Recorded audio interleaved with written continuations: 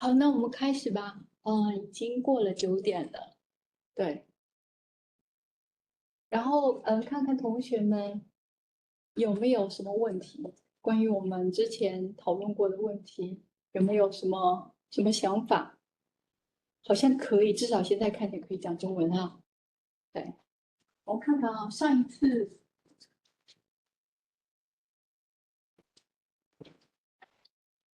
我们讲了什么？我们讲了几个用。So you know Mandarin, right? We're going to go ahead with Chinese. Yeah. I'm kidding. I'm saying you know Chinese. So we're going to go ahead with Mandarin. We'll talk about Mandarin. Oh, I don't know, but when you write, I can. I'm kidding. All right. So last time we talked about what? Method of. Oh, by the way, is this size okay for the online folks?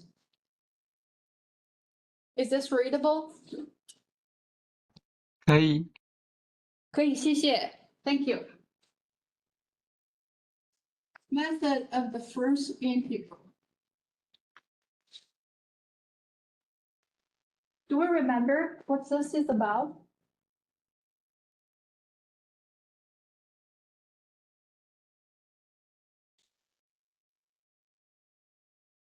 So basically, the point is, if a system, say for instance, the ordinary differential equation given by a system ordinary differential equations can be solved explicitly, and then you can find the solution curve or level curve. So this method is known as first integral. We also talk about phase line analysis. What this is basically saying, if you start with any, say, model, let's say an ODE model, what's the minimal dimension you could ever have?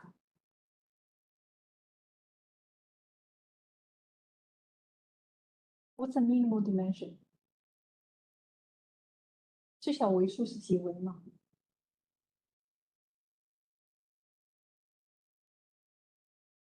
决定任何一个 ODE， 想想 population dynamic dNdt 等于什么什么什么，它是怎么 formulate? How many dimension? What's the minimal dimension for a different? How many state variables? Yeah. What's the minimal? Minimum. Yeah, minimal. The smallest number of variable you can ever have. Yeah, you guys are very realistic. I'm talking about you could have one-dimensional system, right? Do you remember? You guys remember logistic equation? That's formulate how population change over time. It's a 1D model. So basically, the method of fixed line is a method what? It's good for one-dimensional case. We also discuss what?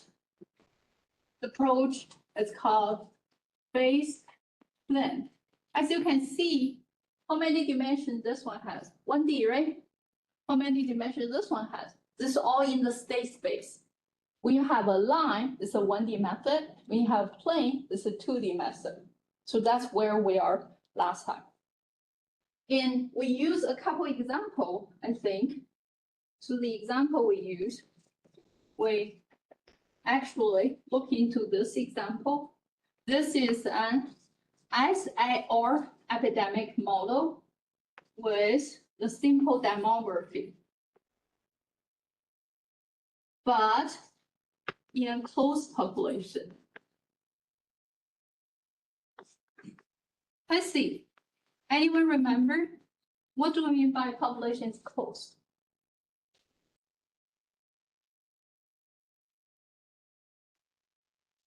Simple. Right, very good.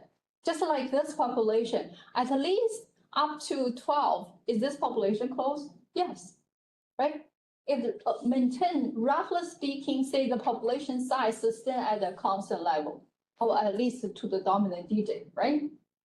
But mathematically say total population is constant, exactly right. So let's see the model.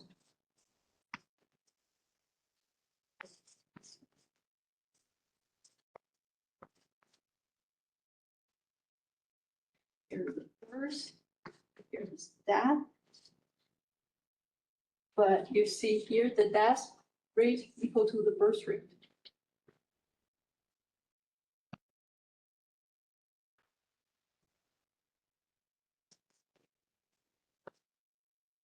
So take a specific instance function. I think that's the model we have also. But the point is we normalize everything. Now, it's a constant population. You scale everything by the proportion. Yeah, very good. That's one, right? And so that's why here you didn't see Bn because n is normalized one to be one. And here, and you also notice the death rate and it's same as the birth rate. If this is not true, you cannot guarantee the population is close. Anyway, this is the model we saw. And the biological feasible region is given by is what? Let's call gamma. So let's write down the equation. We need the equation somewhere. So S prime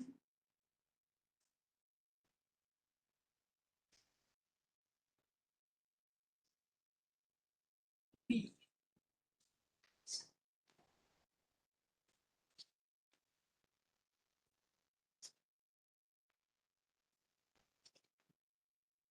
So in other words, for this model, so this is the third model we use. It's sufficient to consider this reduced system because the conservation, the total population is conserved, right? And now I need your help. So now we see a regional actually has 3 compartments, but because the consolidation, we take this out. And once we know S, we know I, of course we can know R, right? So this one, we take it out. Now the reduced system is determined by S and I. It's a 2D model. It's a 2D model, okay? And now, what's the biological region for this model? M3 prime. 它生物上有意义的区域是什么？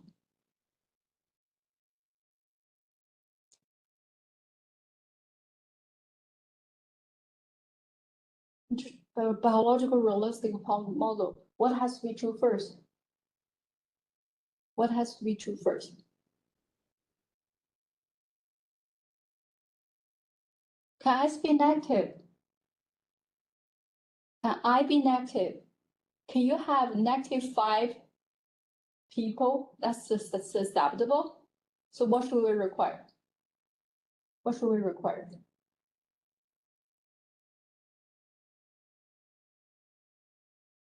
S and I should be in the first quadrant. That's right. Anything else? Anything else? Automatically true for this problem. So we're in the first quadrant. You're right. Anything else? 第一象限，对吧？还有吗？ Remember what has to be happening? What we did? What's the simple trick we did? Because the population is close, we rescale everything by its corresponding proportion. So what? Can proportion be something like, say, 200%, 300%? So what that means? We're not only in the first quadrant, something else. What that telling us? That telling us S plus I has to be what? Everything is a proportion, so the sum has to be bounded about by what? It's a percent, everything is percent. 都是它的对应的比例呀。那最大的比例是多少啊？最大的比例是多少？100%，对吧？100%. So this is true. In other words, the biological physical region for our problem is here.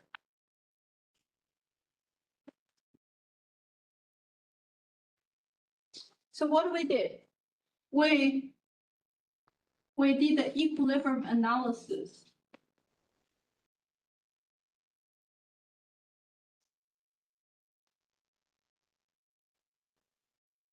So what's the equilibrium for the result we got? The threshold result? Oh, by the way, for this problem, here's the biological physical region, and here is the basic reproduction number.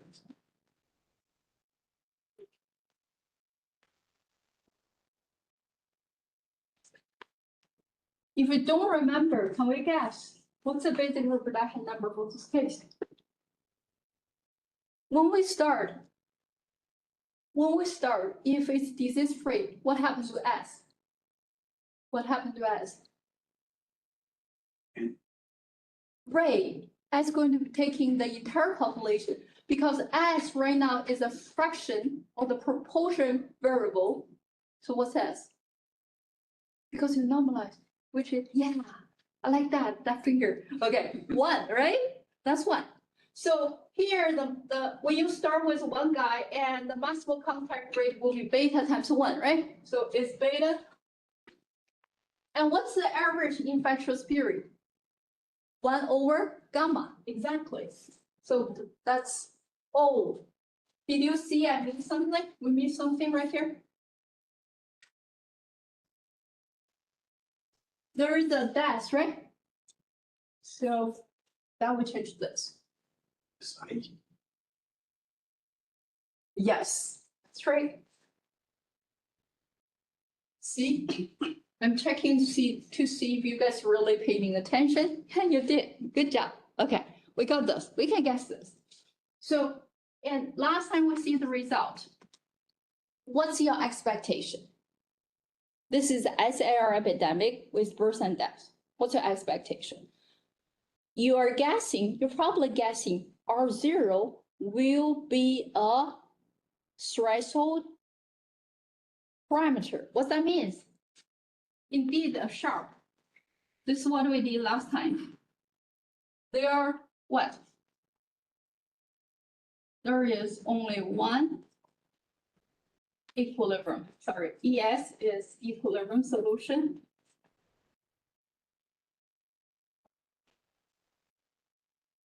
Which is disease-free equilibrium.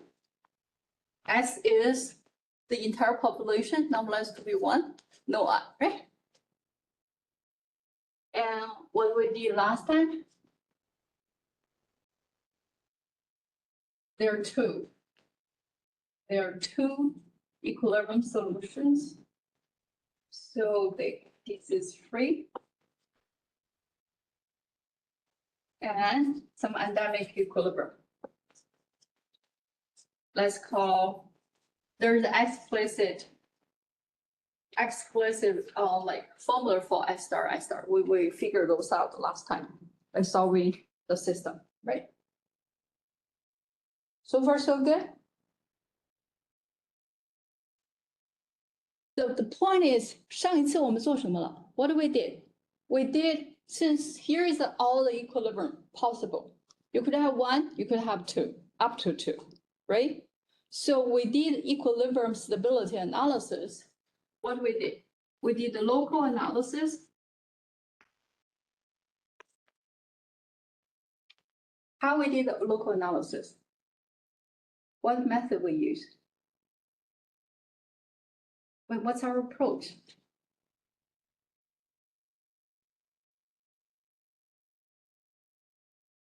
Linearization.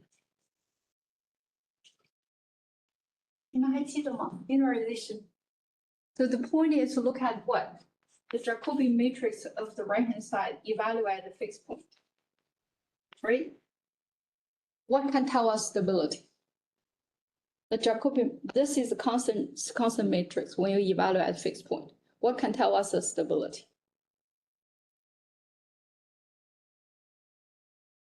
What information about this matrix could tell us how stable the equilibrium you're looking into?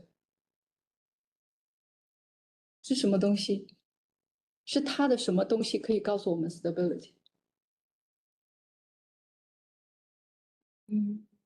没关系，说错了没关系，说对了最好，说错了也没关系，因为这是我们学习的过程。What do you think?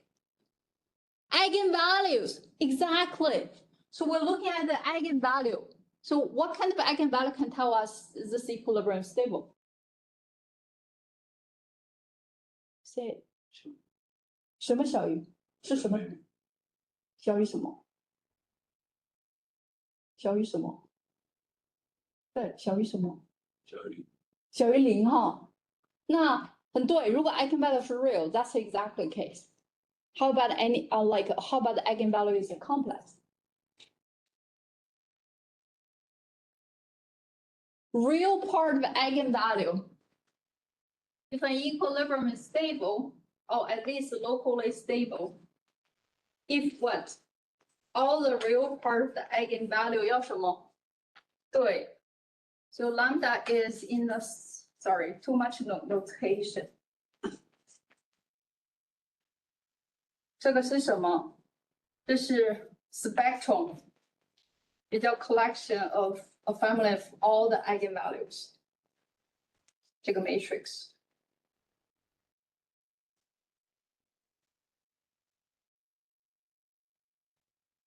这个甲壳比正常的情况下不是 constant， 是 variable dependent。只有当你 evaluate 在你关心的那个 point locally， 它才会是个 constant matrix。那 constant matrix 你们都学过 linear algebra， so you know how to find the eigenvalue, right? 对。然后还有一个是什么？这是I think where we left out last time. Global stability analysis. Local 是什么？是 locally when you zoom in, you put the telescope, look into the behavior near certain point. Right now is a fixed point. Say for instance, this rate, what happened, right? Global is you're going to look into the whole picture where? Where we're going to look into the whole picture.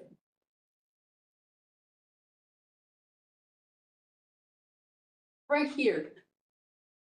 Because that's the only physical region, right? One is just a normalization, right? So that triangle. So in that region, and you look into if it's stable, how stable it is. Can that attract everywhere, start everywhere in the domain? Can you converge to the same point? That's sort of the global idea. And how to do this? And there are two approaches. Why I say two approaches? Because this is 2D. For 2D, in dynamical system, 2D has a special place. Because what? And you guys just told me, and probably the minimal dimension will be 2, right? Oh, yeah, a little bit more realistic, at least 2. And you can go up as much as you wish, but it's so unfortunate. And 2D is for ODE, deterministic system. That's the case, we know a whole lot. So here, we can use Poincare, Bendixson theorem plus the optimal function method.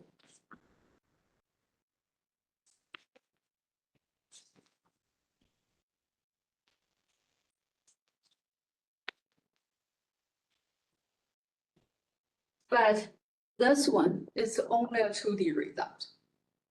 Okay? This can go any dimension you wish, including infinite dimensional system.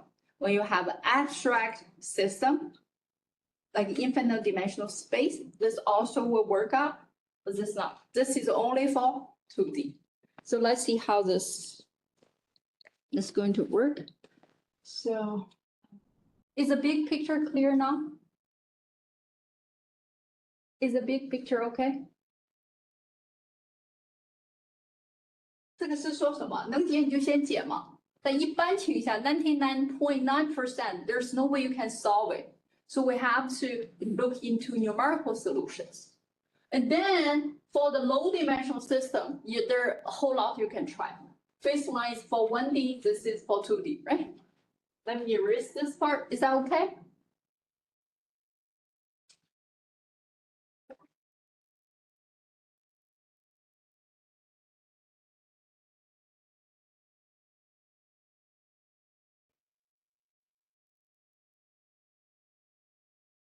Um,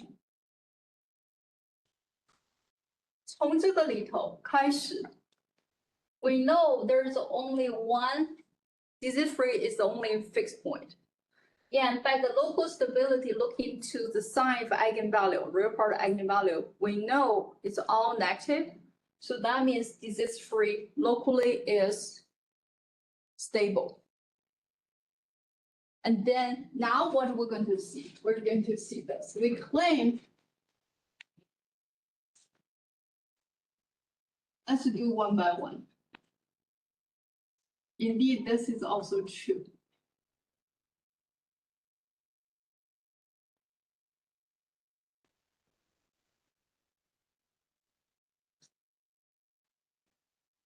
This is globally, asymptotically stable. Where? In gamma, in the biological domain. Strictly less than false. Yeah, for this simple case, also including the boundary. And so we will see, okay? We'll try this. The boundary case usually is tricky because that's a bifurcation point. If we remember, last time we talked about some bifurcation, which is known as transcritical bifurcation. And in the context mathematical epidemiology, people also call it forward bifurcation, okay? And the x-axis is what? Is R0, right? The y-axis is the equilibrium value of y. All right. So now we know, before we know, we already know it's locally asymptotic stable. We didn't write it there. But now this is even better. This is the global, this is the only fixed point and also is global asymptotic stable. So now let's see. I'm going to use the optimal function.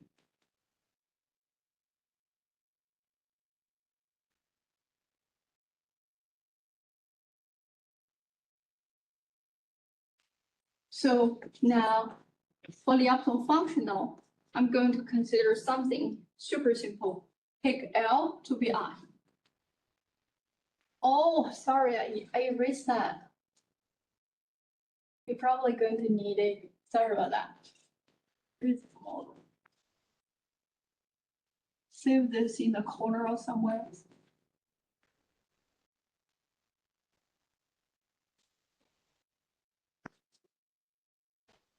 Okay. So according to the equation, that's this. Now, if we factor I out, what's that? But by our what? The basic property analysis, we know study any problem, you got to see if this problem is a wild pose. Wild pose in our sense is what? When your initial conditions start with something non-negative, you remain non-negative, right? To see whether the problem is a wild pose. And the biological reason has to be, in other words, the biological physical reason has to be positively invariant. And now we know what? All the component is between 0 and 1. So we know I is greater or equal to 0, but the S is less than 1. So from here, what we see? We say S is bounded about by 1. Why we're doing this? Because we want to connect everything to R0. That's the only information we know right now. And if we factor gamma plus B, what's this? It's the beta gamma plus B minus 1. What's this? R0. Very good. Nice observation. Very nice. Because this is the only information we know. So when R0 is less or equal to 1, what happened to the whole constant? When R0 is less or equal to 1, this is less or equal to? This is less or equal to 0. Do we remember what's the key idea for the Lyapunov functional method? The key idea, we're going to review that probably next class, but I want to point you to shout you to directly to the big picture. And so the Lyapunov function, basically you can think about some sort of like a generalized type of energy function. And here's the equilibrium.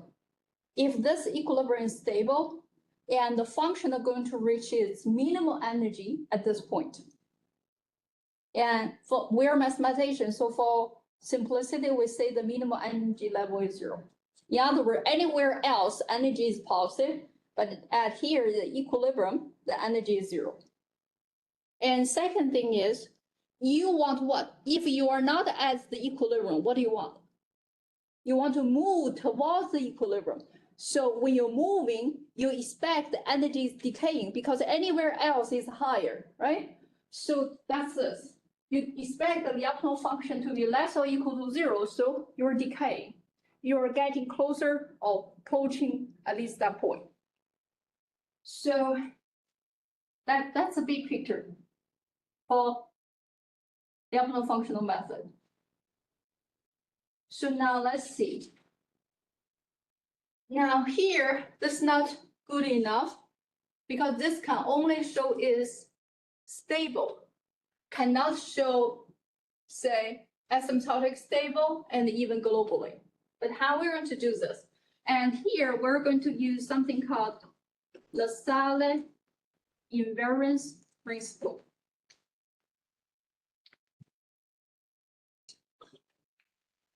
What's the idea? The idea of this result is all the limit points, in our case,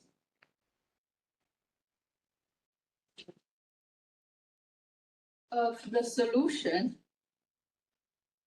Sorry, this is solutions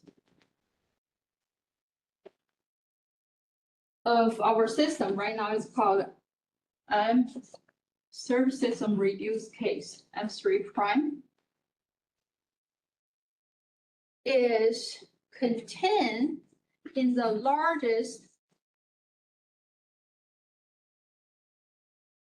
invariant set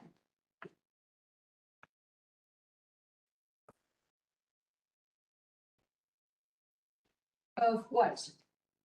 Here is the system. But the energy, what you're looking into where your Lyapunov functional reaches critical point. And in this case, could be super simple, consists of isolated point, but in general may not be. It's basically a set. Could consist of isolated point, could consist of a lot of project over here, say limit cycle or periodic solution. Doesn't have to be. But the point is, and what's this invariance principle? So what's the limit point of a solution? It's saying, here's my solution.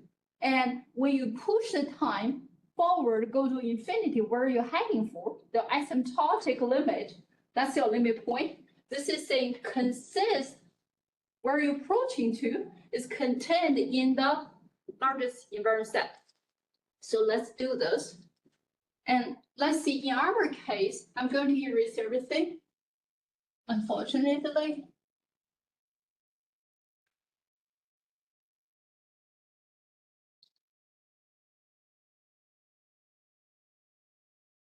So let's see this.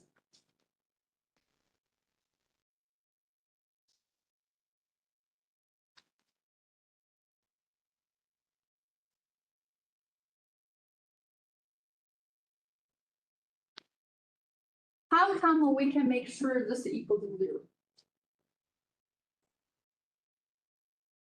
这个东西已经是非正的 non-negative 非正的。如果这个要是想为0的话 ，what has to be happening？ 整个都要是0。那整个要是0 ，what has to be happening？ So we have what？ everything.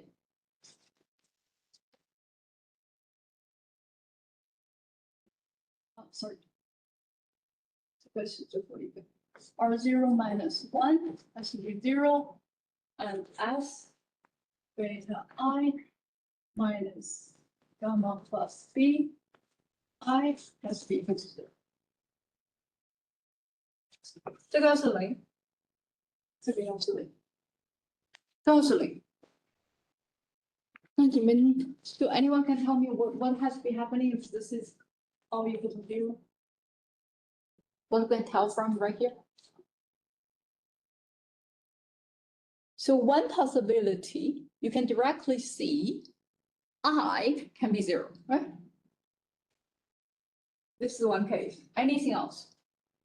If I is not 0, you know, if I is not 0, I must be positive because you are here. You are in the first quadrant, right? This is positive, so what has to be 0? Right?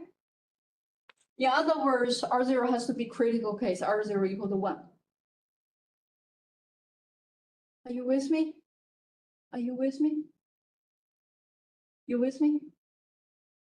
And here, likewise, if I is not equal to 0, what has to be happen? Because you have to satisfy both equation, right? So this is one case, and here is the other case, beta S equal to gamma plus B I, right? Oh, sorry, I. If we factor I, there's no I here.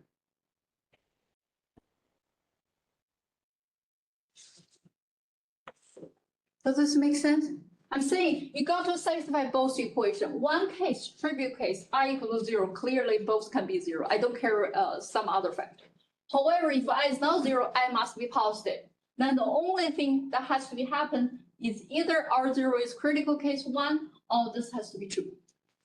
So far, so good? Let's see the first case. If I equal to 0, what happened to the system? If I equal to 0, look, if I equal to 0, what do we see? S prime is equal to B minus BS. So what's the equilibrium for this? Meaning, when time goes to infinity, where is this heading for?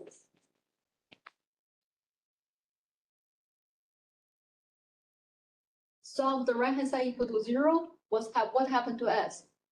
S equal to 1, right? So this one give us, asymptotically, this one give us what? The disease free, right? So far, so good. And case 2, and I is not equal to 0, but no, I wouldn't say I is not equal to otherwise. So this case, R0 equal to 1, and S has to be what? And S has to be equal to gamma plus B over beta. What's this quantity? Oh, let me erase that. Do you guys remember what's R0?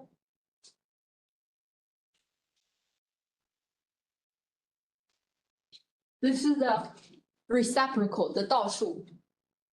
So this, right? But the R0 equal to what? R0 from the first equation has to be equal to what? So S has to be equal to 1. That's it. If S equal to 1 and S equal to 1, when you look into this, S equal to 1. So here is 0, B minus beta I minus B. B cancel, so I has to be equal to 0. You guys see that, right? So now doesn't matter which case, when we see the largest, no matter which case, the largest invariant set such that the LZT equal to 0 contains only a singleton, 1 point. 1 point, which is the disease-free equilibrium. Does this make sense? All I'm saying, when 要 the optimal functional reach its minimal level, I wouldn't say reach. When the optimal function reaches critical point, the LDT equal to 0, where you have to settle down, you have to settle down at disease free. That's all this analysis is saying. The method we use, basically fundamentally saying, is the optimal functional method. And plus, this one, you already know the largest invariant set, this is true, is the point. And so all the limit point by the invariance principle contain this, but this contain only one point, so you know where you're heading for, that point, right? So this is saying by the Lassalle's invariance principle.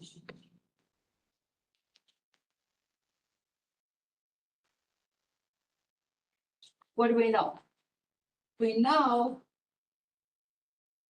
the disease-free equilibrium is globally asymptotic stable in what?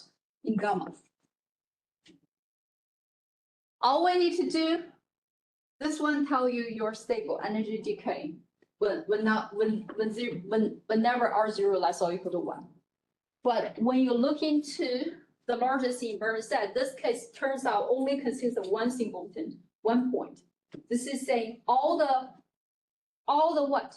solution in this entire domain, whatever you care about right now is upper triangular region, will what? Converge to what? Converge to the disease free.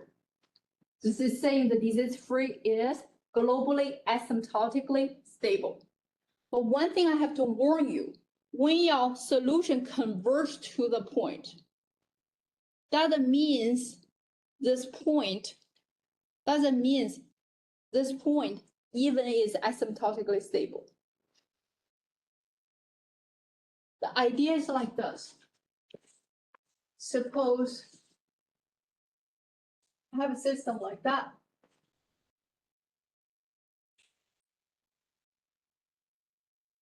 This point actually is a saddle because this branch, sorry, I didn't put it right. This branch is stable and this branch is unstable.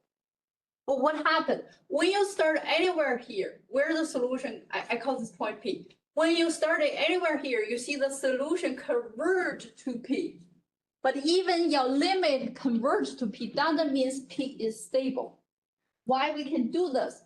First of all, this is a single point that attract all the solution flow in the domain. Not 1, 2. It's all the solution flow from all the different directions. And one more thing, locally you already know by linear stability analysis, this point is locally asymptotic stable. Locally I'm attractor. But now all the forward limit, there's a terminology, is something called omega limit set or omega limit point. You're converging to your omega limit point. Omega limit point is the forward, you're collecting the forward asymptotic limit of your trajectory. We're going to talk about that next class in detail. But now with this simple example, I want you guys get the fundamental big picture, how we're going to verify something of the global stability. And the punchline is what? The optimal functional method. And here we also use something called Lassalle invariant principle. I'm going to put the reference right here. Reference.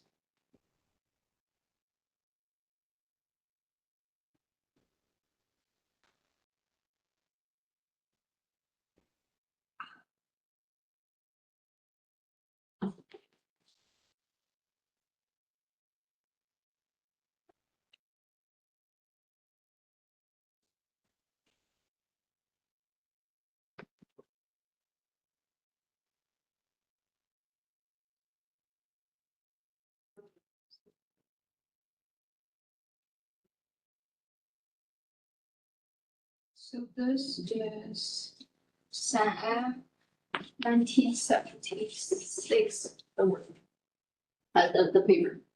So right now, let me see. Is the big picture okay? We haven't explained and say the Lyapunov functional method in detail. We haven't talked about a lot of terminology in detail. We're going to make it up next class. But now I want to give you or show you the big picture of the most important idea of the approach. Are we all together? Okay. Good job.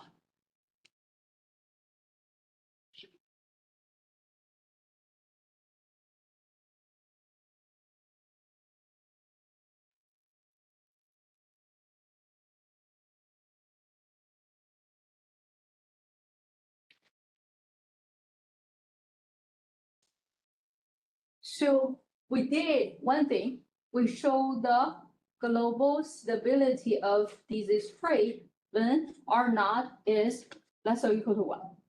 Next thing, I'm going to show you is another result.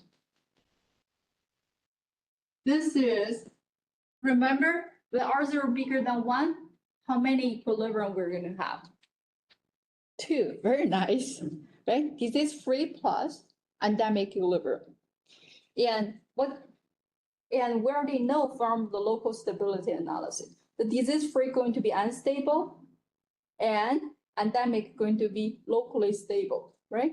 But now the global analysis, stability analysis tell us the endemic equilibrium is globally asymptotic stable. Look carefully, okay? It's not in gamma anymore. What's this? This is the interior of your biological region. Why? If you are equilibrium, if you start on the equilibrium, no matter what's the stability, doesn't matter is stable, unstable. Once you start on the equilibrium, what will happen? Say it. You are exactly right. Yeah. Once you start on the equilibrium, you're going to stay, no matter it's stable or not. The point, you have to start exactly on that point. And the local stability telling you when you're close to that, but not exactly on that point, what happened?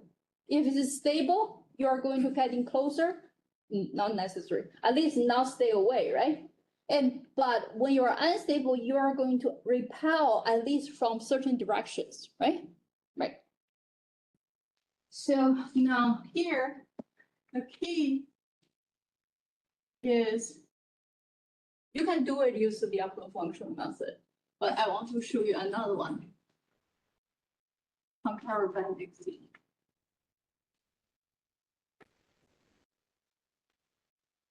And roughly speaking, what's comparative? It's saying, and I told you guys in the picture of the result, the dynamical system result is clear or is complete for 2D case. And Poincare-Bendix's theorem sort of summarizes what you're going to expect in terms of the limit point. I'm pushing every time going forward, what happened to the omega limit point. And it's kind of saying your limit point of the solution, where you're heading for asymptotically, the time marching forward. You can approach either fixed point or equilibrium, right? You can end up some equilibrium. What else? You can end up, some periodic solution, or you could end up something called this is called homoclinic orbit, or something like heteroclinic orbit. What's the difference? Homoclinic orbit is, and when you marching time forward, you approach one point. When you're going time counterclockwise, meaning you're going time backward, you also approach the same point. That's called homoclinic orbit, just like that. This is a homoclinic orbit.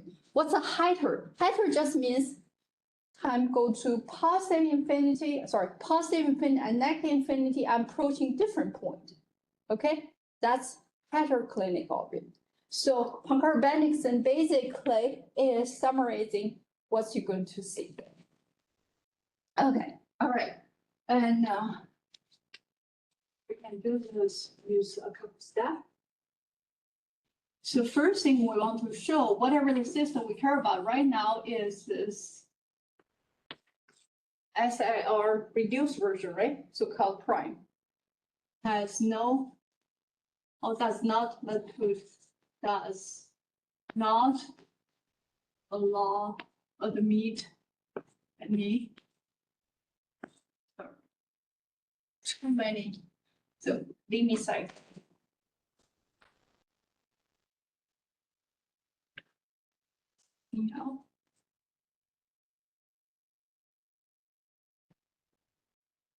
What we're going to use, we're going to use ULAC criteria. And then what we're going to do, we're going to apply concurrent Bendixson.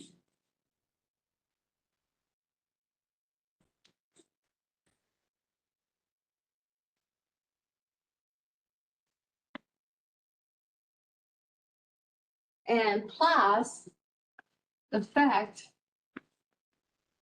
remember, we're trying to show this. The endemic equilibrium is locally asymptotic. L is locally, G is globally. We already know this. This is super easy. Just linearization. Look at the eigenvalue, the sign of real part eigenvalue. And then we know all the solution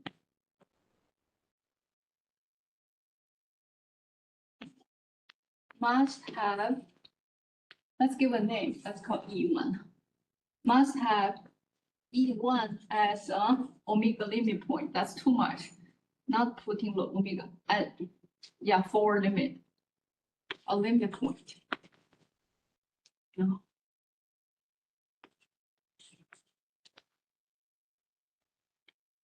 So the limit point, one more again, our limit set.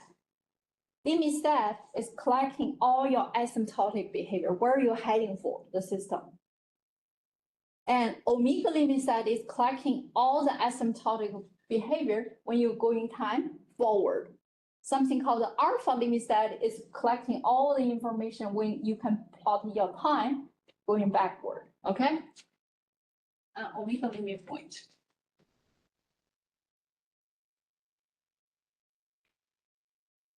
So because of this, plus we know,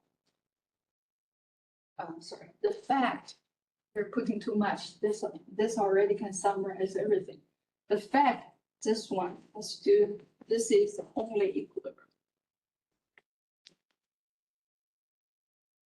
Sorry, the only equilibrium in the interior. And then we know all solutions. What do we know? The fact is, in the interior, that rule out what? Disease rate, right? In the interior. The only equilibrium is endemic equilibrium. And then by the concurrent Bendixson, we know, since this is the only equilibrium, and there is no limit cycle, eventually where you go, you have to head for your only equilibrium. So that's why this is your omega limit point. If you don't understand omega, it's okay. We're going to talk about that. But basically, it's a forward limit point. Then we know what? We know this point is locally asymptotic stable. So this implies the global asymptotic stable. What this is saying? Step number 2 is saying, marching forward, I'm getting close to it. But that didn't rule out, say for instance, I'm a heteroclinical orbit. You see, marching forward, I'm getting close to P. But P actually is not stable, right? P indeed is something called saddle. We know saddle, right? Some branch is stable, some branch unstable. And then, however, you are not like that, because you are locally what? Is a attractor. So you don't have any direction you're going to push you away, right? So then plus is locally is asymptotic stable. Then once you see this means what? As time is getting large enough, you are getting closer to this point, right? But this point is locally at C. when you're getting sufficient close, say in some certain block, you'll make sure eventually you have to end up there. So that's why it's global. Does that make sense? And so to do this, I have a lot of overdue right now. We need to know what's this and what's that. And I told you the big picture for pangalabanics and trying to summarize what's the complete picture for 2D dynamic, right? The asymptotic behavior for 2D dynamic. Now, what's Dulac criteria? So I have to probably say something. What's Dulac criteria?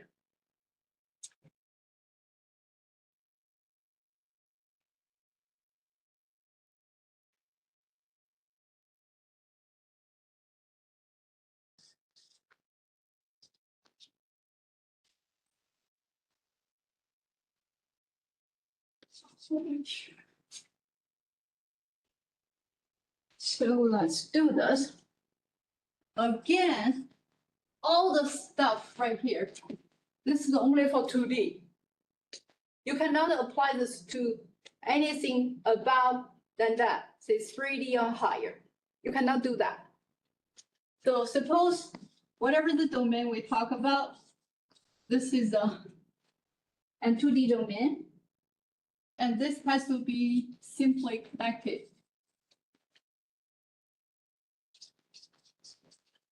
What's simply connected? 你说，什么叫 simply connected？ 什么叫一个 domain 是 simply connected？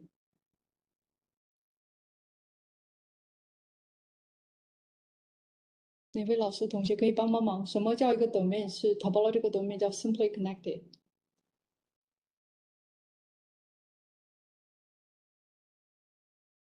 首先我们知道什么叫 connected， 什么叫 connected？ 说白了是什么 ？You take any 2 points， 就像这2把椅子，它不是 connected。connected 是什么？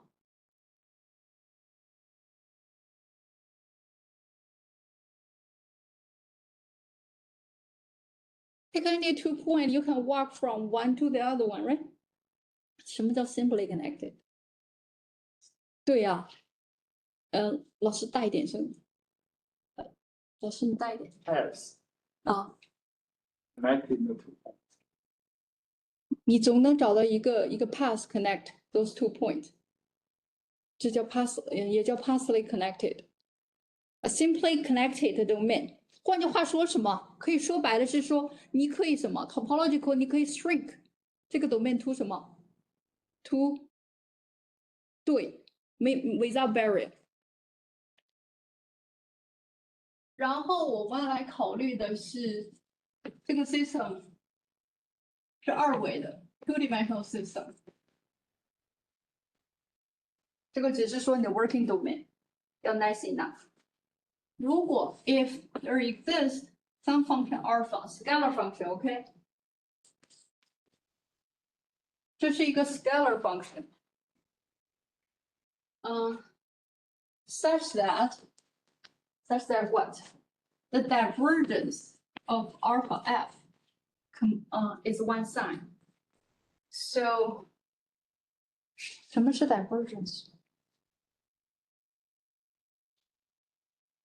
Look at this. 这是 2D case, so we can rewrite this into what?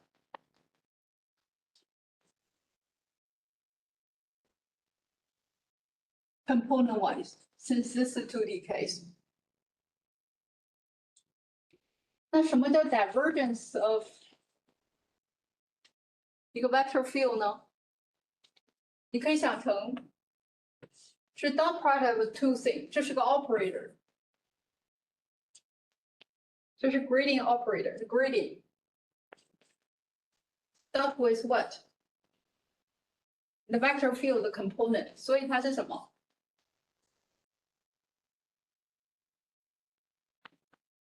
这是 divergence。那像我们的 case，we just scale everything by scalar function alpha, so we can do the same thing, right? Apply alpha f1 to the first one, alpha f2 to the second one.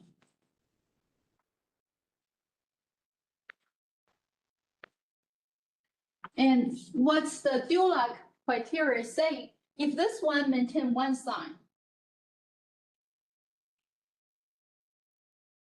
What this is? It's saying the divergence is either positive or negative. You can never be zero. Just maintain one sign.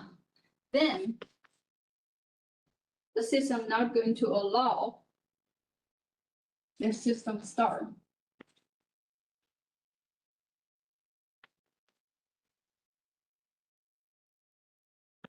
Will not admit a limit cycle.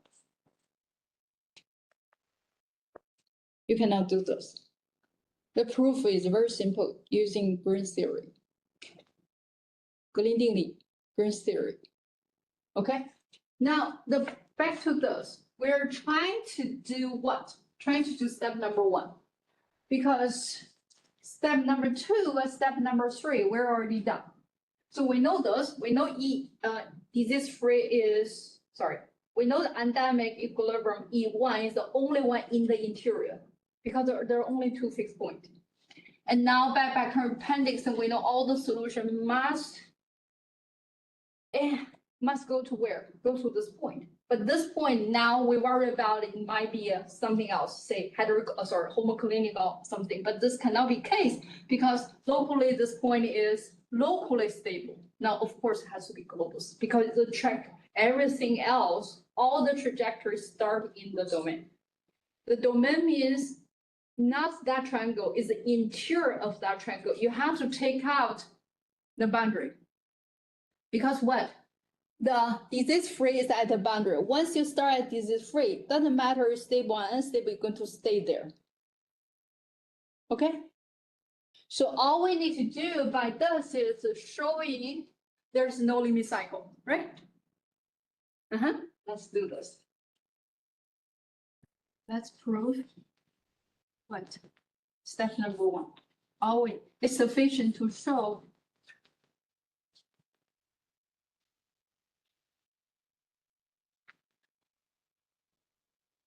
现在就是找阿尔法了，这个有的时候是很 tricky 的。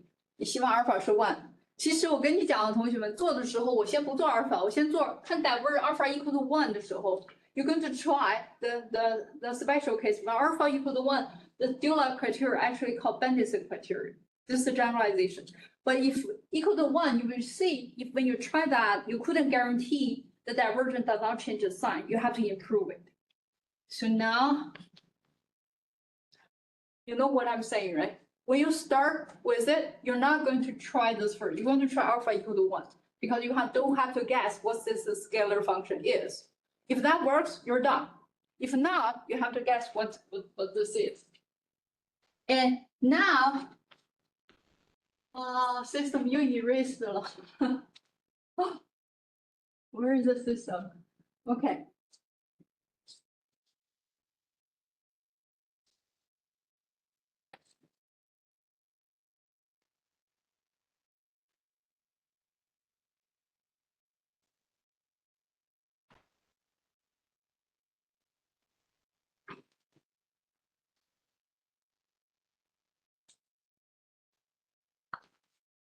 So this is F1, right? This is F2. And now the troublemaker potentially, because this term make it highly nonlinear. So, and we're going to try to get rid of this term. So we can take either S or I, however, and in the second equation, both terms contain I, so we're going to try. So let's see, what's the divergence of alpha F? That is partial x1, the first component is S. And alpha is I, 1 over I, not I, 1 over I, because we want to get rid of that. So it is B minus beta S I minus BS over I. And second component, x2 is I.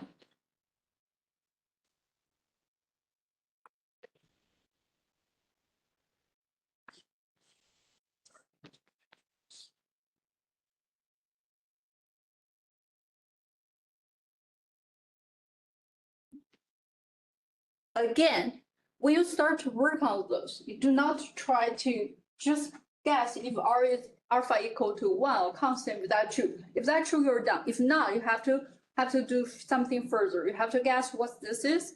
Now I'm saying the troublemaker, everything else looks so simple and linear. The only thing that's nonlinear is this. So now I'm going to choose either S and I, but I notice the second equation has I appear on both terms. So I'm going to try one more I. Then what happened? Let's see this. The first one is B over I minus beta S, BS over I. The second one is beta S minus gamma over plus B. Is this okay? So what happened to this derivative? The first one. This one is independent of S, it's gone, right? This one they give us minus beta, and this one gave us minus B over I, and this one gave us, so that's the beauty. This one gave us no I involved. So what's the partial derivative with respect to I? Being 0, right? And now, by the problem, everything is in the first quadrant. Within the interior first quadrant, I is strictly positive. So this is active. We're done. By Dirac criteria, we know there is not going to be a limit cycle. You're not limit cycle, you're not homoclinic, heteroclinic orbit. Why you're not going to worry about heteroclinic orbit? Oh.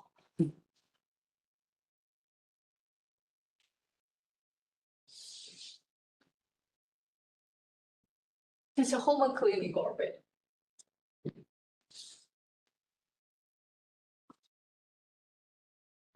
It's a heteroclinic orbit. So 2D case, we know the complete picture. You cannot be limit cycle. What else? You can be single fixed point, right? And you also can be collection of what? Homo and heteroclinic orbit. But I'm saying right now, I don't have to worry about the top case, heteroclinic orbit. As you can tell from the name, heter, you have two marching limit. Homo is the same marching limit, right? But the point is, my question is why I don't have to worry about the first case.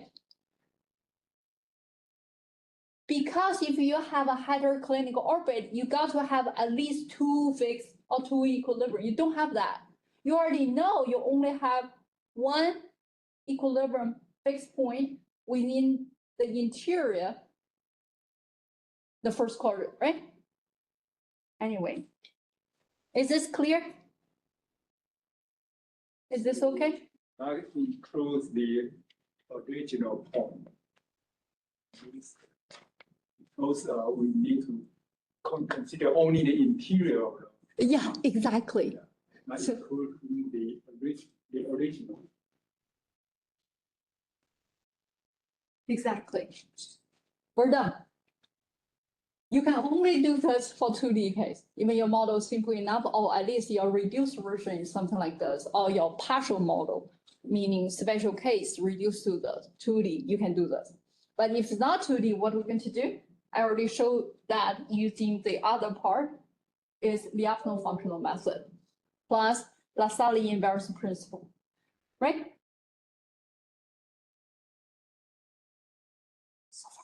So another Yeah. question, should we go first the persistence of. Or we don't need persistence this case. So, and for instance, when we're looking into Lyapunov functional method, we haven't get into the method in detail yet. But that method, when you take the domain, it depends on the domain. Say, Lyapunov functional method is showing what? You are going to move along the energy decaying direction to where? To your, right now is a fixed point equilibrium solution, right? When the Lyapunov function method is strictly less than 0, it's telling you are strictly decreasing. Meaning you cannot stop anywhere. You have to go all the way straight ahead to your equilibrium. And so, and when you can show, no matter where in the domain you are, when you start with, you can always converge to that single fixed point. And that point going to be globally asymptotically stable. When you talk about persistence, I'm not sure. Let's see, we may get to that point today. And we're going to talk also a little bit about, you talk about uniform persistence or persistence, right? What's persistent? And roughly speaking, persistence, suppose the R0 equal to 1. And when you get close to the disease free, what may happen? Or what will happen? Because this point is the repeller locally. At least one direction or certain directions going to push you away is a repeller. So now you're going to persist. You cannot, even you get super close. What this is saying, and biologically saying, suppose R0 is 5, bigger than 1. This is saying, even initially I only have one guy getting infected, infection actually going to transmit and spread and blow up. Because disease free is what? Is persist, meaning it's a repeller and pushing away. For this is different.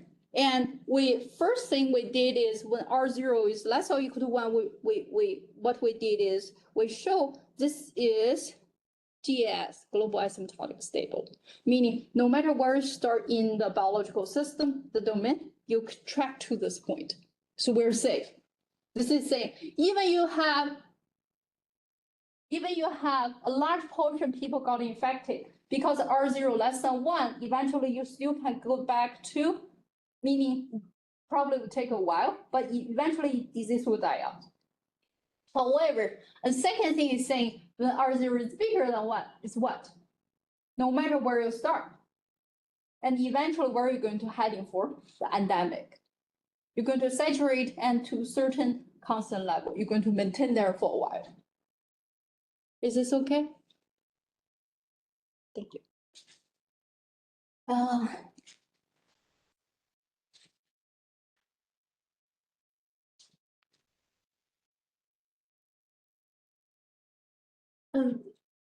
Let's see.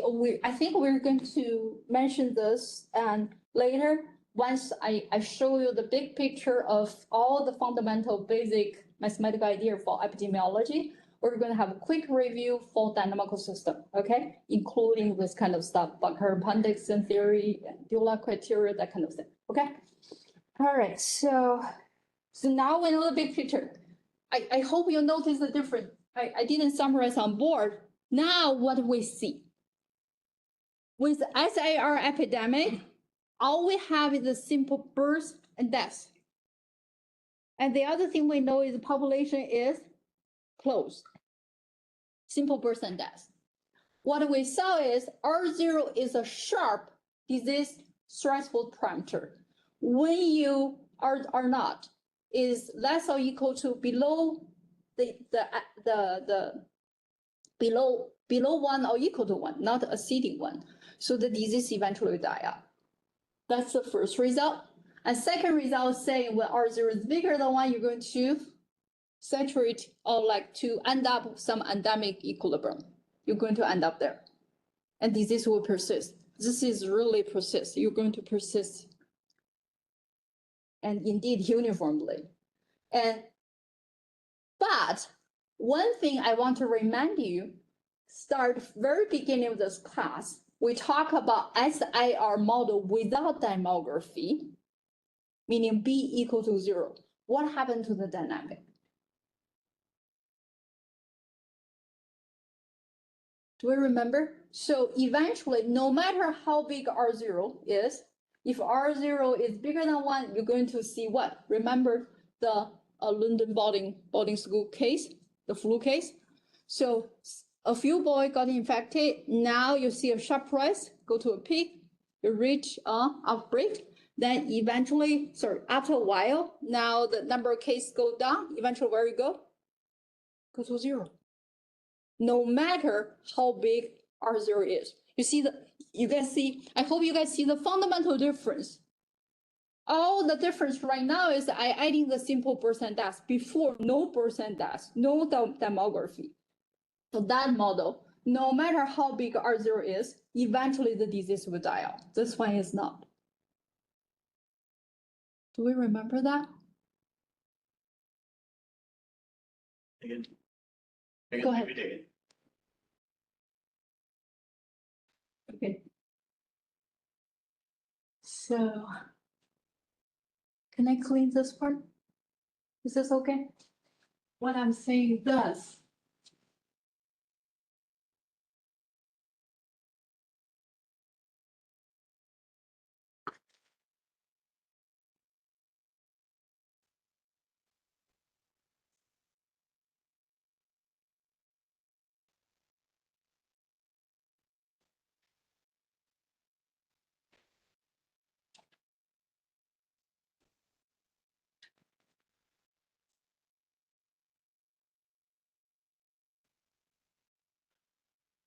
For all possible R0, of course, R0 is positive of greater or equal to 0. No matter you are bigger than 1, less than 1. Suppose this is the case.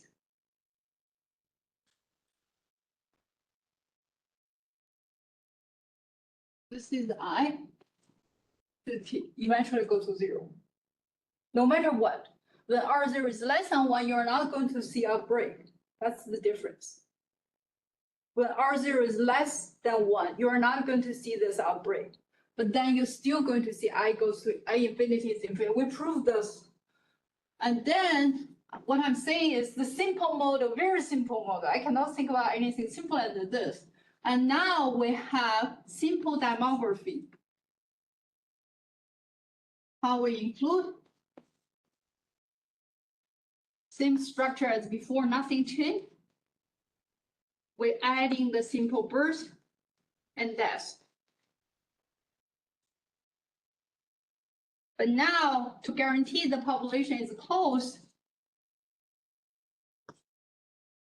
the model we did is this. We just normalize, make n is equal to 1. That's just a normalization because the constant population.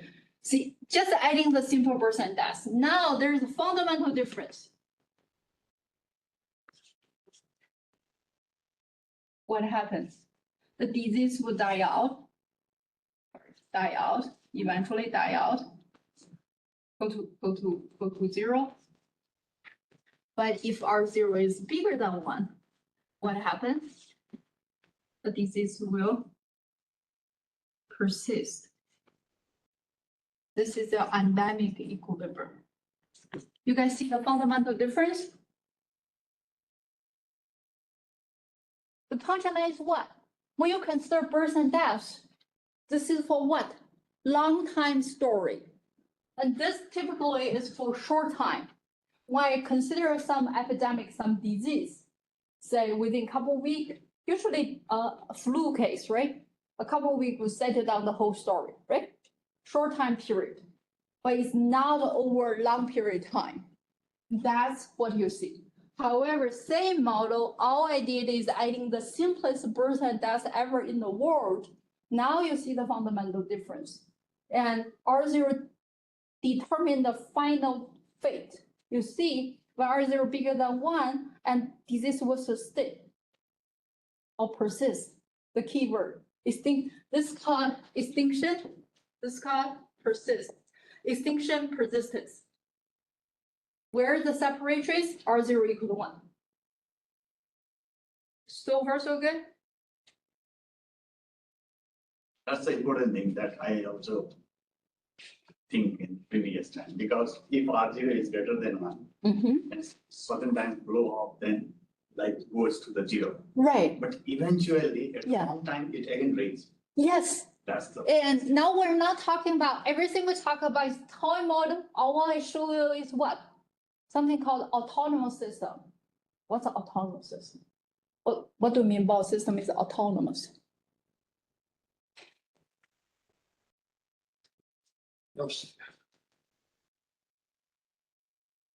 I really don't know the Chinese name. Autonomous system. 是什么？自治系统。谢谢自治系统。是什么意思？这假如说我们考虑 ODE 对吧 You have exactly the Chinese name of autonomous. ？They just say 自治系统。 But in case of Nepali, there are very strange words for the translation of English. Oh. So it is better to understand in English. Autonomous what is this? The right hand side, there's no direct dependence on time. Non-autonomous. 做自治应该学到了，不会算吗？应该从大陆学过来的吧？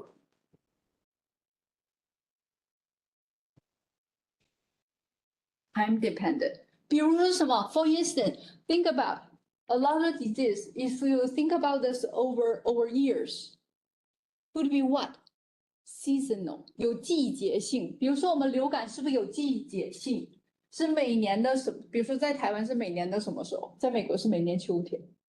台湾是什么时候 ？So say flu. I'm talking about flu. See, I'm testing your Chinese, right? I'm talking about flu. In flu case, and it's going to happen almost, I wouldn't say almost, every year, right? It's repeatedly. But because of the seasonality, so the right-hand side of certain drivers is going to be time dependent and even periodic in time. All we talk about, see here, this is an autonomous system. There's no time dependent, no seasonality, nothing like that. Okay? So is the big picture okay? The last comment is basically this. I'm saying even the same system, we will formulate differently can serve different purpose. Just like a flu case, say maybe short period of time like this, right? Like many, initially a few people got infected, got flu, you see runny nose and anyway, eating ice and not feeling well, but after a week, most people will recover. So now eventually we see this. However, if I continue the story over a long period of time, what are you going to expect? You're going to see this, right? You're going to see this. Doesn't have to be exactly periodic, but you get the idea. So the difference is like this. You're going to persist. How are you going to persist? Maybe periodically you're going to persist this. So end up into some periodic solution, right? Kind of makes sense. Kind of makes sense. But why I'm saying this, because this birth and death, when you're going to consider birth and death, long story, long time story. A couple years, birth and death probably really matters, right? Like a couple months, a couple weeks, a short period of time, probably it's a short story. You don't have to do this. All right. So we're done with, this is what? And with the third model. So now by far, I show you at least 4 different approach. First one is the system is simple enough. You can find a closed form representation of the solution. It's called first integral. Second approach is when you're dealing with a scalar system, it's a phase line analysis. When you're dealing with a second dimensional system, you do phase plan analysis. And for 2D here, and we talk about local and global stability. Local stability, we did the linearization, look into the spectrum, the sign of spectrum of the real part, the sign of the real part of the spectrum, okay? And they're doing global stability because it's a 2D, there's something special. The general method is something called Lyapunov functional method that apply any dimension. But for 2D, we also talk about Poincare Van-Dixon result. That's a big picture. So now we're heading for the next one. Races. You have short break? Huh? Short break? You take a break? Before? Oh, that's good. That's good. Excellent idea. Let's take a 15-minute break, okay? Yeah. Then we can start 15 minutes later, okay? All right. I'd like to give a summary, Of this class? the before, so they can see what they miss. Yeah, give them a catch up. Yeah. Then we study about the local stability. Okay, and especially from the lymph node function. Because we put one local stability and also the stability of endemic point. Okay, thank you. And 那个同学来晚的，你们两个对吧？就是我想你们 miss 的主要是你们是不是都有那个动力系统的背景嘛？你们有见过 invariance拉萨利 invariance principle 吗？哦，没，对，reference 你要需要我过后再给你，对，对，就是对，就是去 verify 那个 global stability 的时候，你首先要 construct the upload function， 对吧 ？Depends on the problem， 然后再用 Lassalle invariance principle 去找它那个 largest invariance such that 那个 the upload functional 它那个相当于是它 reach 它的 critical point， 就是 dLdt 是 equal to 0 along solution flow。你想，因为 the upload function 的 idea 是什么？是在你感兴趣的点。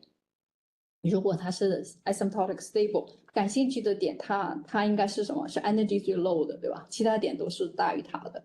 然后那如果它是 asymptotic， 是说在其他点你会 eventually come to this point。那要什么？就是当你 moves along solution flow over time 的时候，你的 energy 要 decay， 因为这一点是能量最低的。就是这个 idea。我们刚才做了这个，然后 second thing we did is because the problem, the toy example I show you guys is 2D case, so a lot more we can do. We use something called Poincare-Bendixson result. Poincare-Bendixson theory. That's all. Okay. So let's start.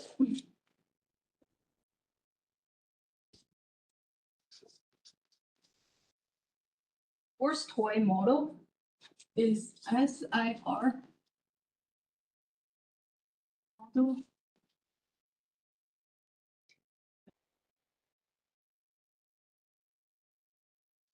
With very population size. 我现在还是有 percentage， 但是刚才的 last example I show you, the toy example, the birth rate equal to death rate. In that special case, the population is close, maintained at a constant level. But this is not the case. I'm talking about the population size is changing over time. So let's do that.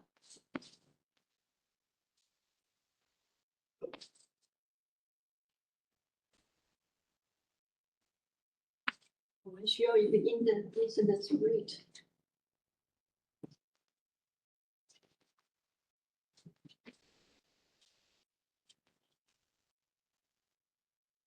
B and D may not be the same. The last case we talk about B and D are exactly the same. They're identical. So see this, everyone can write. Again, the prime means time derivative.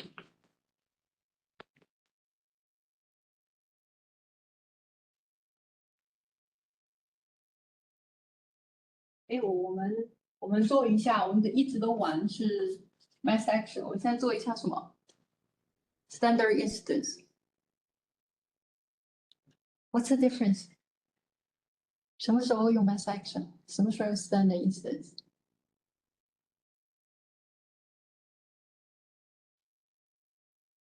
不记得了是不是？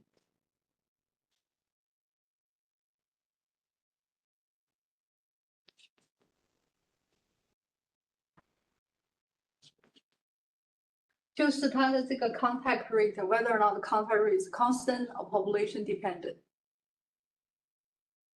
当它是 constant 的时候是 standard instance， 当它是 population dependent， 比如正比于 population size 的时候是 mass action。Guys, let's take a close look. Let me know if I missed anything, okay?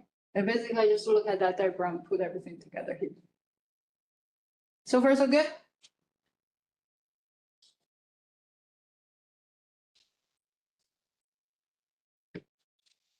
Yeah, 这个时候的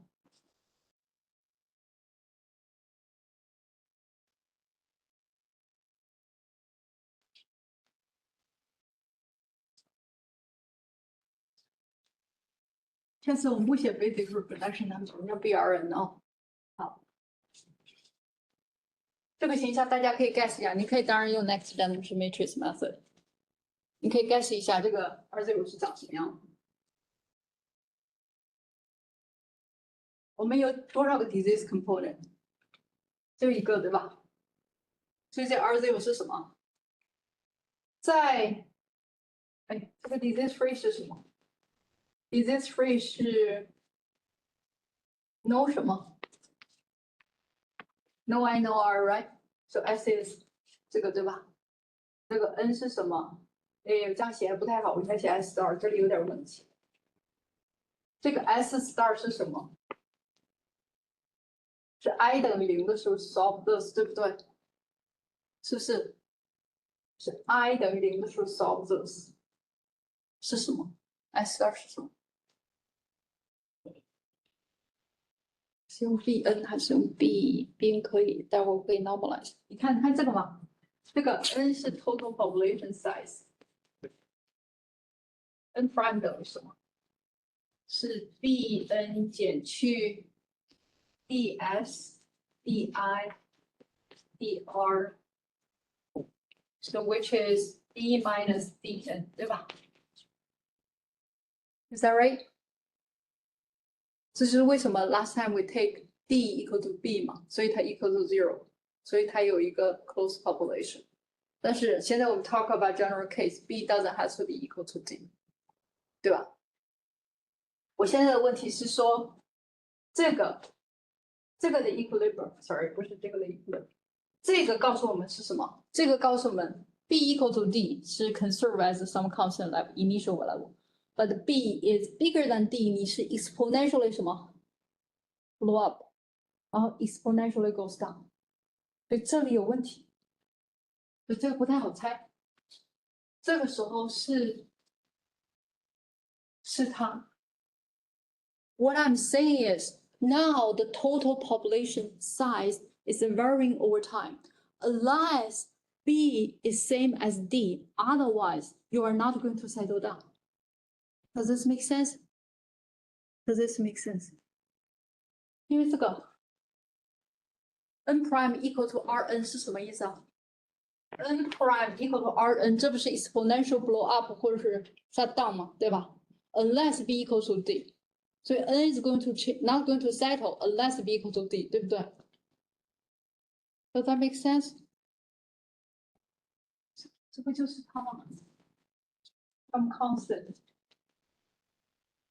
然后 n initially 是 n naught， 它的 solution 是啥呀？是 b minus dt times n0嘛，对吧？我说这个不能 set up at any point， 你现在只能 directly to guess， 不太容易。你要 try next generation matrix method， 我告诉你是这个结果。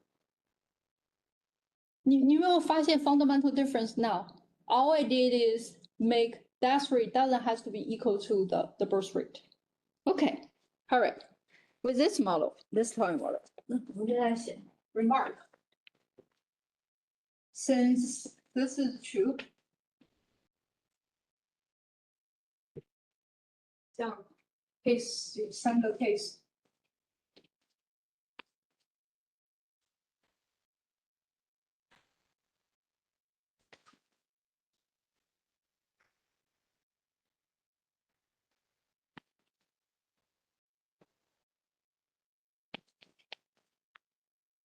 这个是 exponentially blow up。Is that right?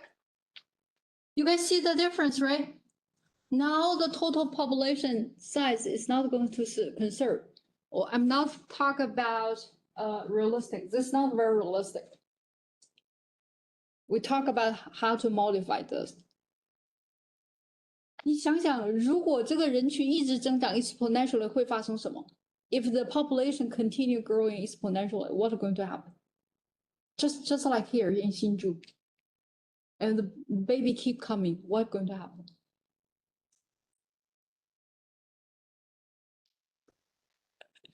How much food, how much shelter, how much jobs available? They're all limited. So that cannot be the case. We talk about in the very beginning of this class, how to modify that, use logistic growth. I'm not talking about this. I'm just saying in this simple case, we see this, right? Let's, I have a question. yeah. Why don't we think about a constant recurrent rate? Oh, we can do that. That means different things. Yeah, that means different things. That's a very good question.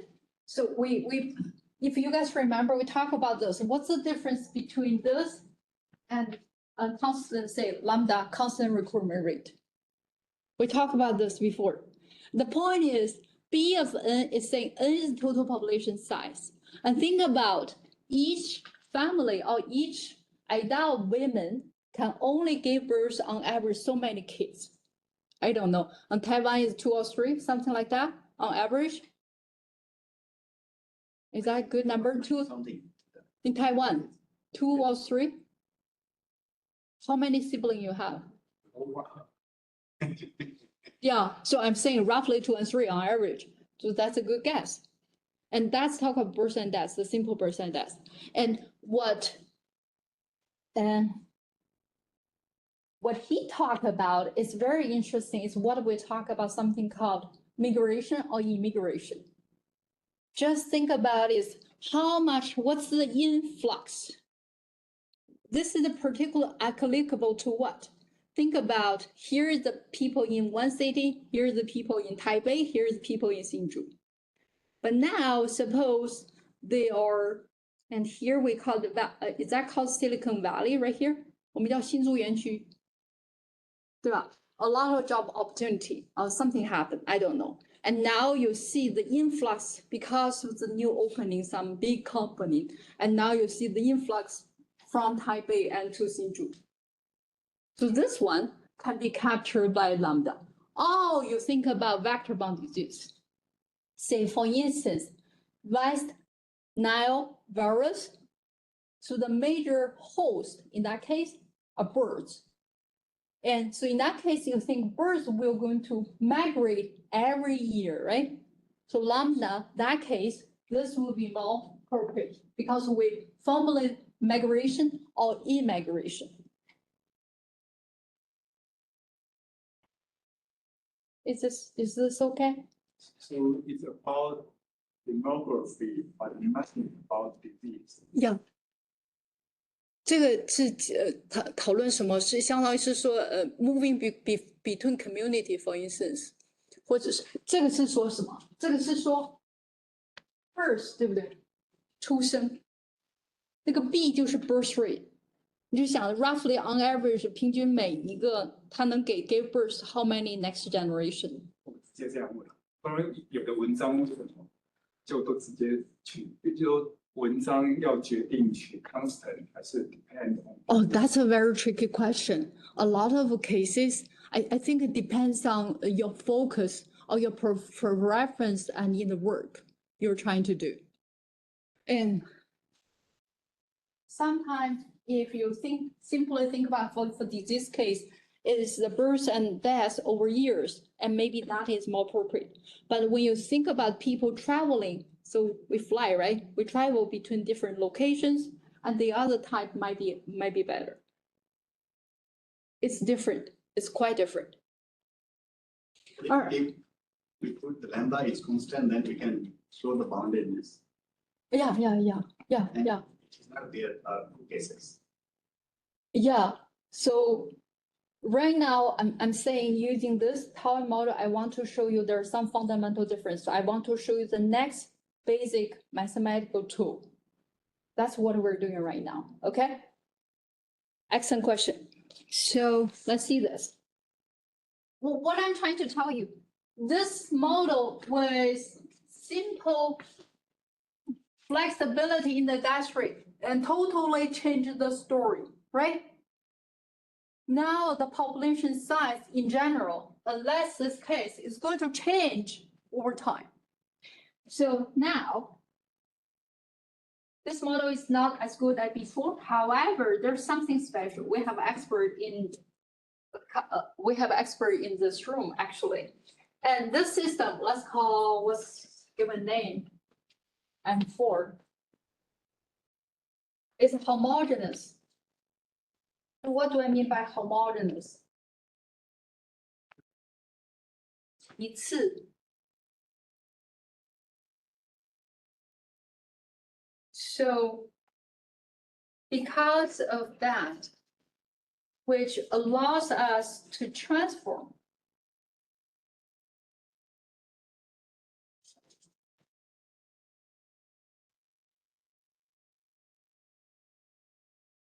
the system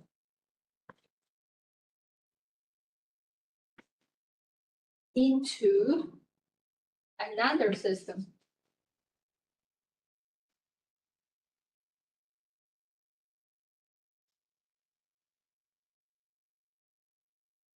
That actually is reusable. What I'm saying, because total population size is not conserved, it's varying over time. There's no conservation. And 3D is 3, you cannot change anything, right?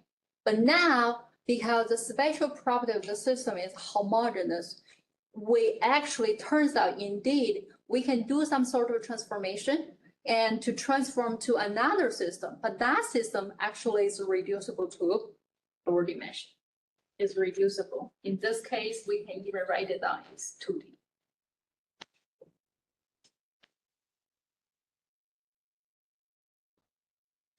System.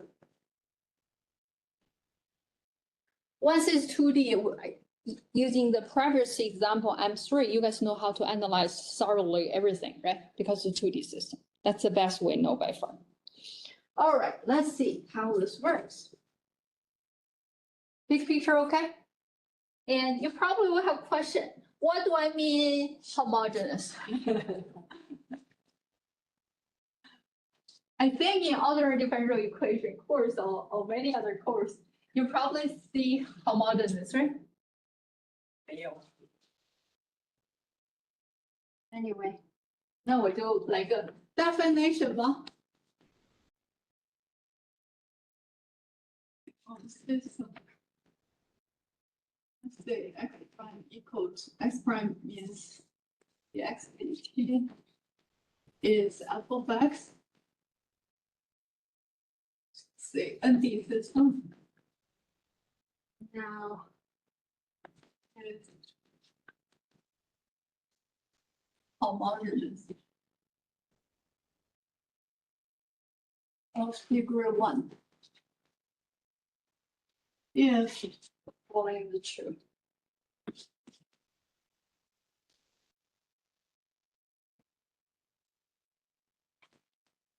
For all.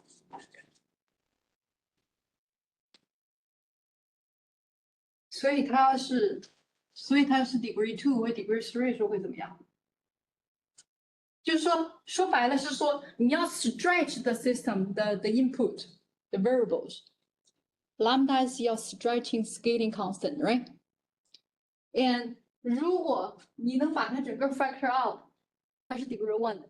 如果这个是，比如说这是 k 的，这就是 degree k 的，这是 2的，这是 lambda square， 它就是 degree 2的，对吧？然后如果这是 lambda cube， 它就是 degree 3。但是我们现在的 focus for today 的 homogeneous degree 1。我给你比如说嘛，我们想想最简单的。是线性的，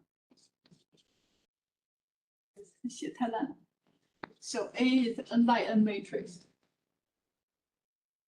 linear system, right? 这太显然了，是吧？就是 rescale x by any constant lambda, you can pull it out. 这是 homogeneous degree 1， 对吧？还有什么？啊，叫 xy 好了。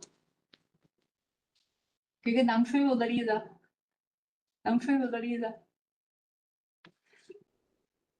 比如说这样，你看这 S I S plus I 嘛，对不对 ？S I S plus I 嘛，这是 mass action， 这是 over， 不 sorry， 这是 S I over S plus I， 这是 n 呢，这事实上是 standard instance。Anyway，那这个时候为什么？你看，你把 lambda stretch by x rescaled by lambda of x, but y rescaled by lambda y. What happened? The top will give you lambda squared. The bottom give you one lambda. So lambda square and lambda cancel one lambda left, right? So you see that this is homogeneous degree one. 其次的可能是我不太会翻译 degree， 我不会翻译。对，就是 homogeneous degree one. You guys with me? Super simple. 那我们现在看我们刚才那个 system。我还要讲一个 property， 然后再去看看刚才那个 system。proposition 是什么？这个是 Euler identity。suppose 我们的 function 在我们这个 case 是 vector field， 是 homogeneous， 就 function 嘛 ，homogeneous degree one。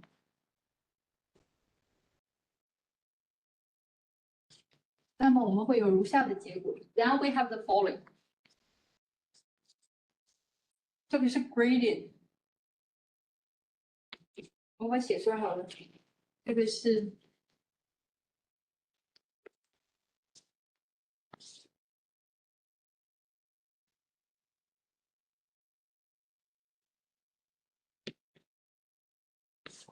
个是dot product x dot with the gradient effect。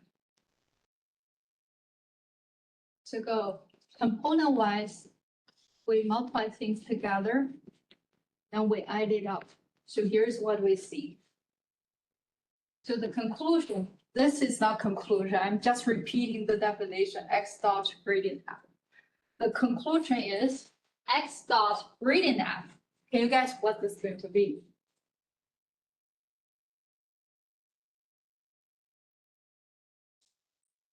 You can take a 例子吗？ So trivial example, when you differentiate 你就剩它了，对不对？假如说是 one dimensional case， 对吧？就剩 constant， 那这个时候就变成什么 ？Any guess? What's this going to be? That's the conclusion of Euler identity.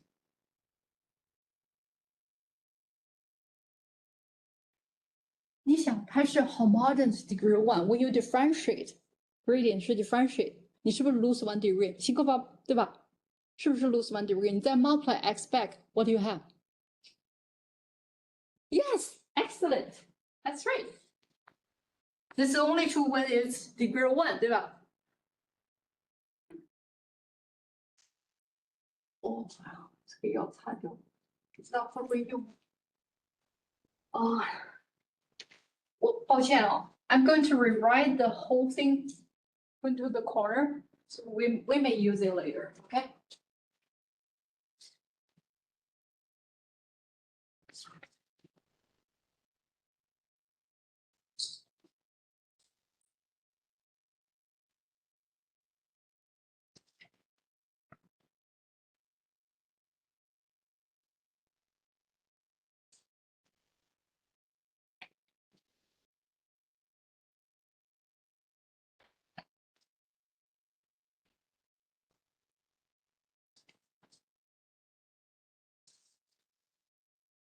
So now let me erase this piece.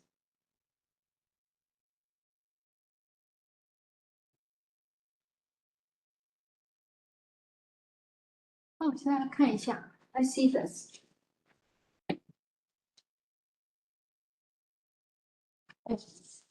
这个 the proof for the Euler identity is super easy. Anyone want to try this? One line proof.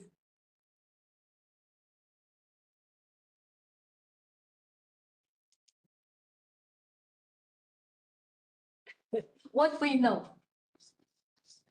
What we do know? All we know, the function f is homogeneous of what? Of degree one, right?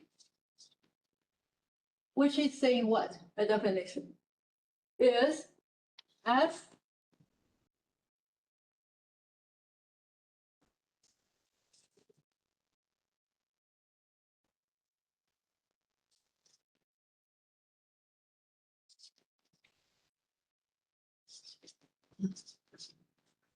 Right, guys? Right?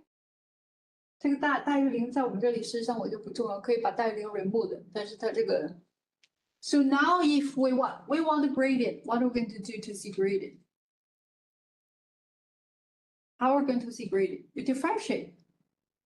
If we differentiate what we got here.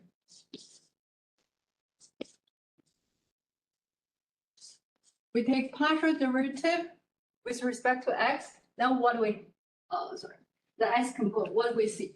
And by chain rule, we have to take out the x component, which is what? We take partial derivative with respect to lambda, not x, which give us this, right?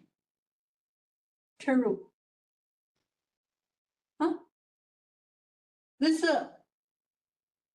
so the whole thing, I take partial derivative. And that's the first thing, but inside this argument is depends on lambda, so give us this, the x component. Now when you add it up, you have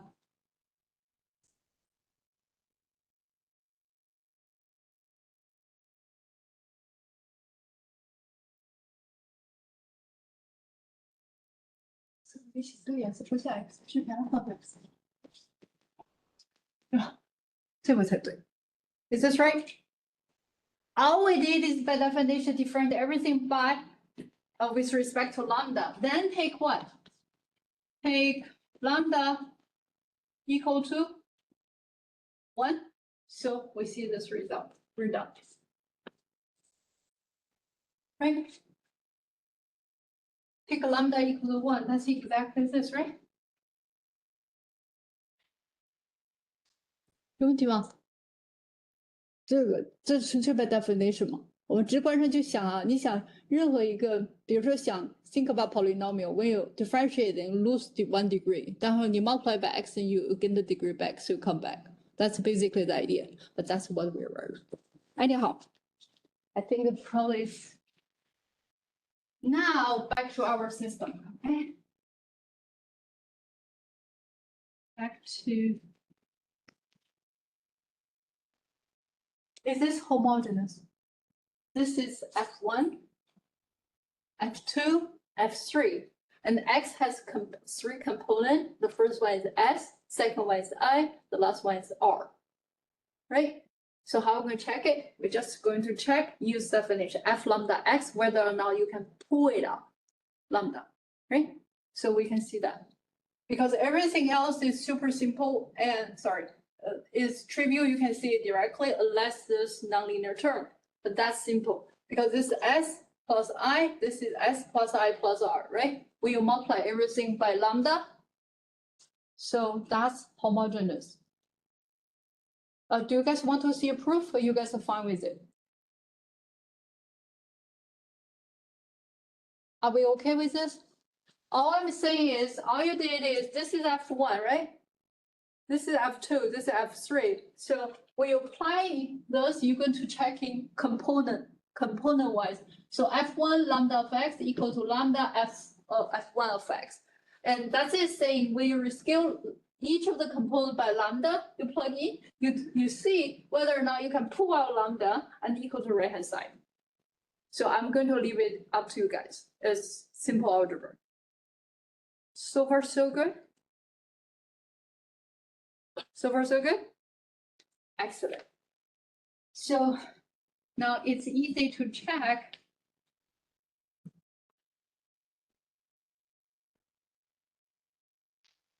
For the vector field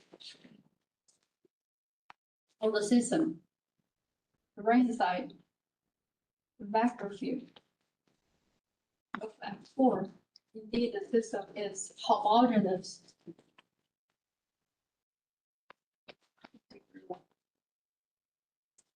Okay, so now we can do it. So what are we going to do? I know the total population size in general is going to either exponential blow up or exponential decay to 0. So I'm going to scale everything by its corresponding proportion.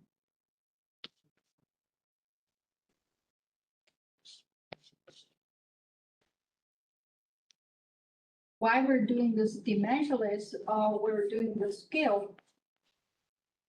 Because of what? This is dimensionless, and whatever this unit is canceled out, if this, how much degree this one has, how much degree this one has. Okay, so if we do that, then let's say, let's see the general idea. So let's say x equal to x1 to xn, and y is equal to this, but yi equal to xi over n. Component wise, you rescale everything. Then what happened? We know x prime equal to f of x. That's all we know. And f of x homogeneous degree 1. Then let's see what happened to y. What's y? Y is, let's do this, dy dt is d dt x over n. How are we going to do this derivative? Plus 1, right? Quotient rule, right? So, but anyhow, so when we differentiate, what do we see? We see dx dt and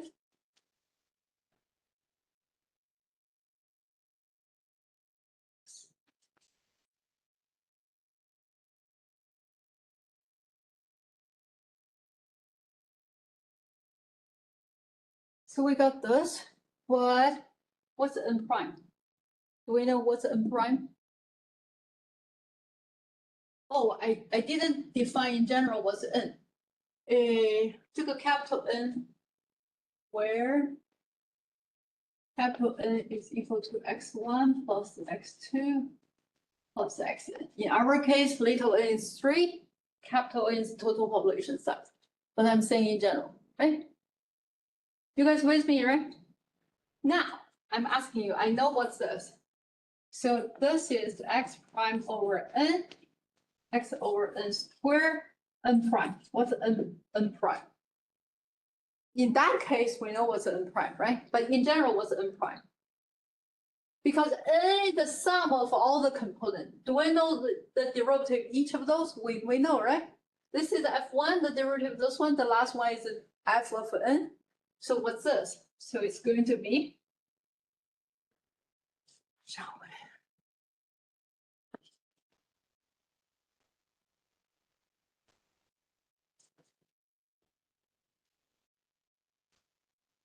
is that right? Just adding up all the derivative along each component. What do we know? We know f is what? Is this, right? So whatever the rescaling factor we have, we can do what? We can pull it in. Can we? Can we pull it in? So when we pull it in, what do we got?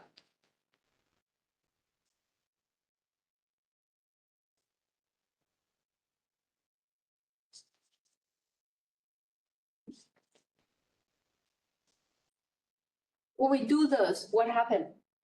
This is what? Y.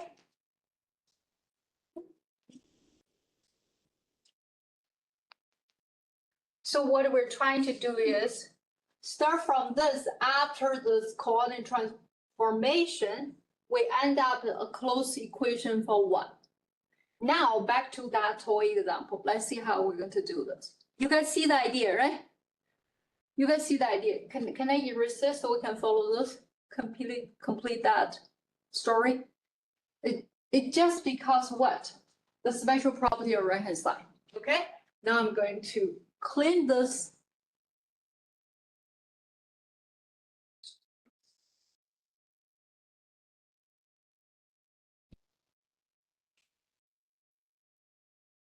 我们就 component wise 来 see this. The first one, 我们来做 S prime.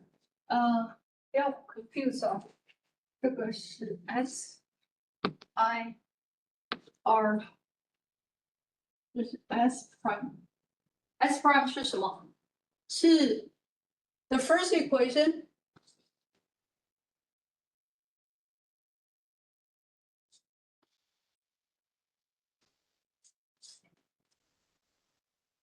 抄错 equation， 应该没有吧？这个是什么？是它除以 n 减去 this is n squared。Oh, let's do this. We don't have to remember that. Do this step by step. I never remember that formula we just derived, so let's do this step by step.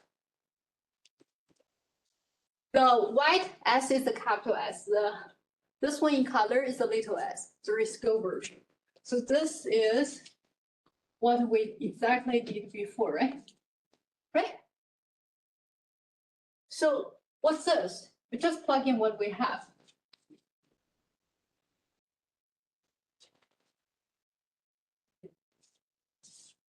It's the first one.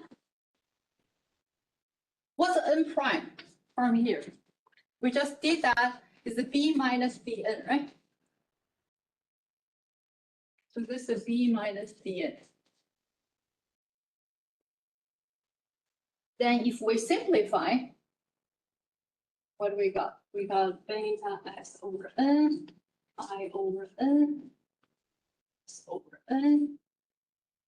So this one cancel. Does that sounds right? Okay.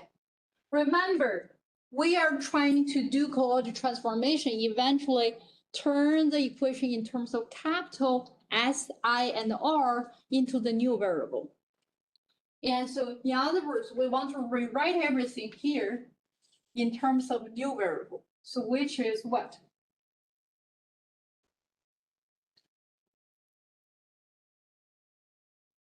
So you guys see some cancellation? Did you guys see some cancellation?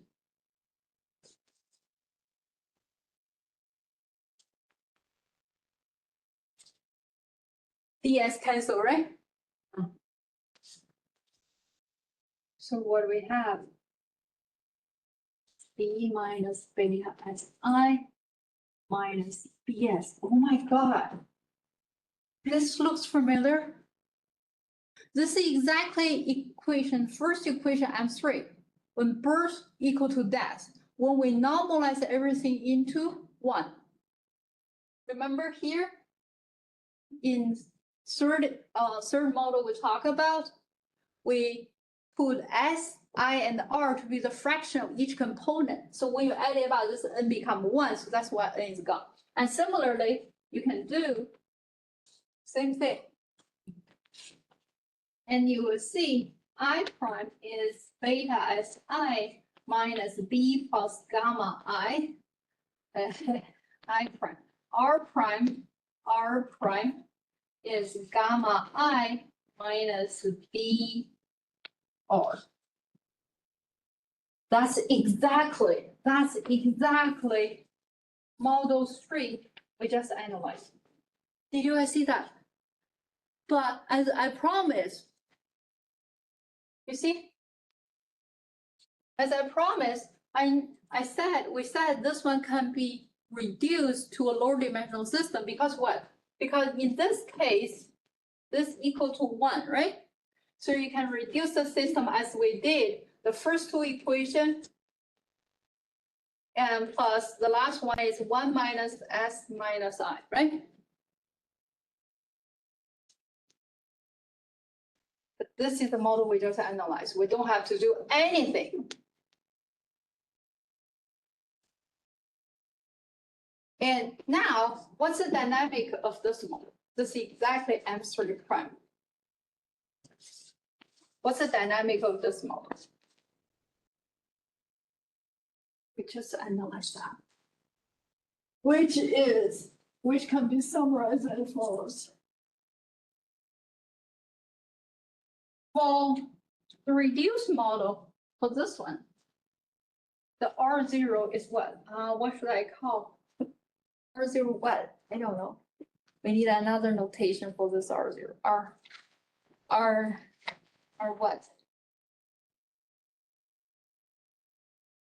Oh, I don't have a notation here. I use R0 tilde if you don't mind, okay? This is beta over gamma plus B. This is gamma plus D. You see the difference? This is the open or varying population size case. The R0 is almost looks identical. The only difference is here is the gamma plus D, but in the reduced model, the equivalent model, but the reduced version, this is gamma plus B. We know we already know.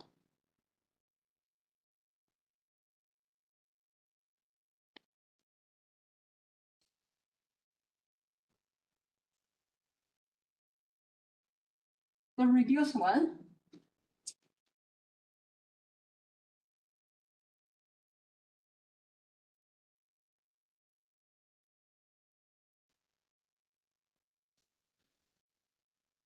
In where? In gamma, remember how we defined this?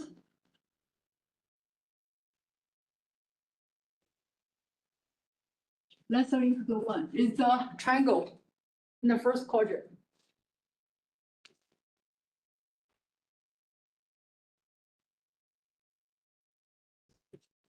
There are two equilibrium.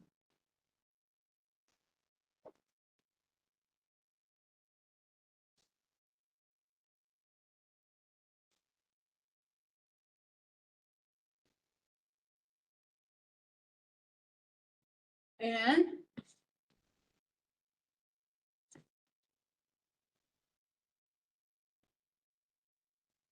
it's unstable. But this one is globally, this is the globally asymptotically stable in where? In the interior. Okay, this is the result we just did, like before. So what I'm trying to tell looks like the whole picture, looks like the whole picture for the reduced version is super clear. And the cutoff is determined by what? R0 tilde. But this one is determined by R0. And we have three cases. If B equal to D, that's the triple case. No case by case.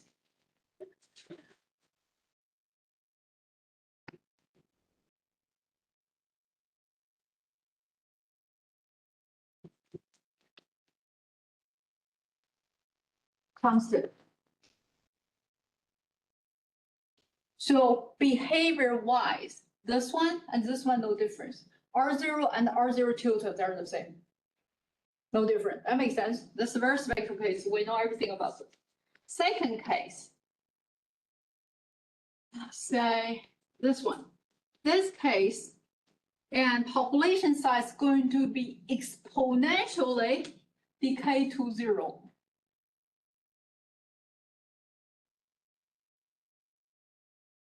So this is telling us what happened to S original model F4, I, and R. What happened? And case 3 is B bigger than D. What happened in this case? If the total population exponentially decay to 0, what happened to each of those? They're also going to be decay to 0, right? Exponentially. It's just in different rate.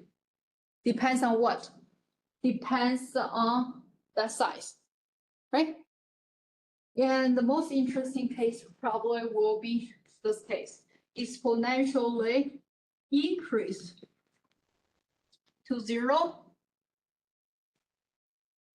And this result will be depends. Why I'm saying that? This will go to 0, but in different way. Like for instance, at disease free, this will exponentially decay to zero, this will be zero, this will be zero. Nothing like decay. But when B is bigger than D, we have things more complicated because the scale tell us what happened to the fraction, but didn't tell us what happened to the original population size. But you can easily summarize. We can summarize, so you can easily see this, which can be summarized as follows.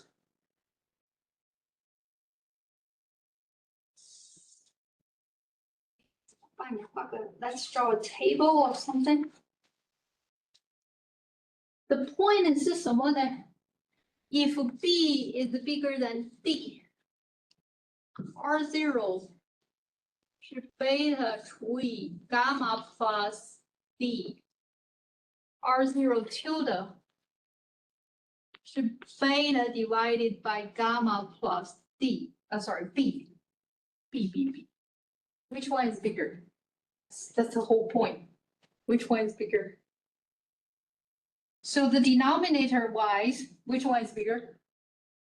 Because B birth rate is bigger than death rate, exponential blow up. This is bigger. But in the denominator, so the other direction, right? Is reverse. So that tells us something. Even if R0 tilde 1 is less than 0, that means this one less than 0. Even if the reduced R naught is less than 0, that means the original R naught is less than 0 because this is higher.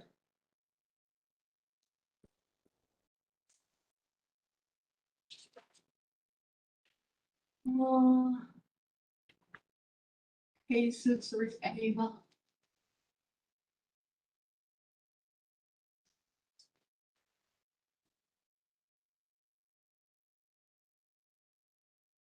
Oh, this is the easy case. If R0 less than 1, what happened? And what happened? The bigger one, less than 1, the whole thing, everything will be less than 1. So then what will happen? Then we know S of little t. 它会怎么样?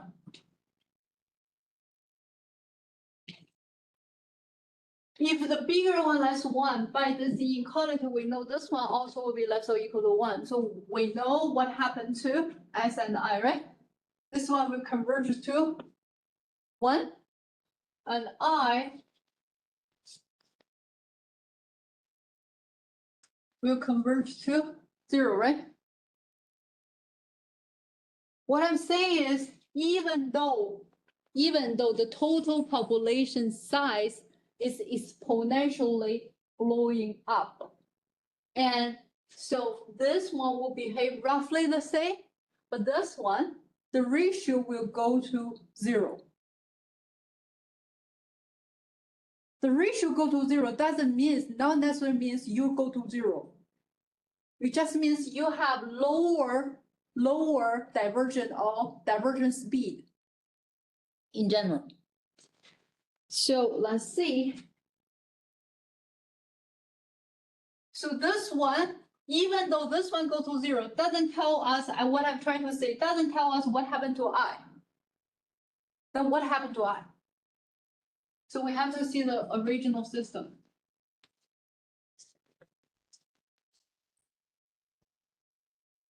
Let me know if I copy anything wrong, okay? This looks like the original system.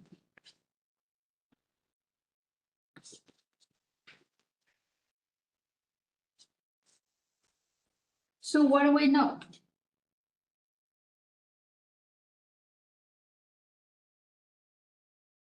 This one less than 1. We know the capital R0, sorry. B is bigger than D, oh, it depends. If R0 less than 1, B is bigger than D. Yeah, B is bigger than D. Then what do we know? What do we know? R0 tilde is beta gamma plus B. So this is smaller. If this is less than, oh yeah, this is also less than 1, right? Yeah, that's no problem. This one is no problem. We can put it right here. But we should add this. R0 tilde equal 1, right? Including those. So we have those. So we know what happened to the ratio. But what happened to R, we have to see what happened to R. We have to see what. So,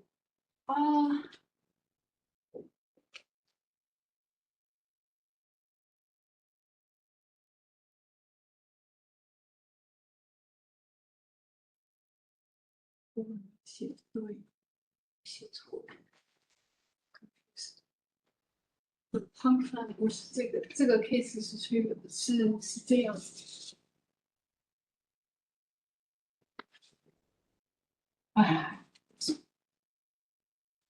，R0 tilde less than 1，我们知道rescale version 的 everything 这是对的，但是我们并不知道 what happened to the original system. What happened to a regional system is determined by this one. Look at this. This one, the smaller one less or equal to 1 tell us nothing about the big one. So if R0, the big one, beta over gamma plus B is also less than 1, then what happens?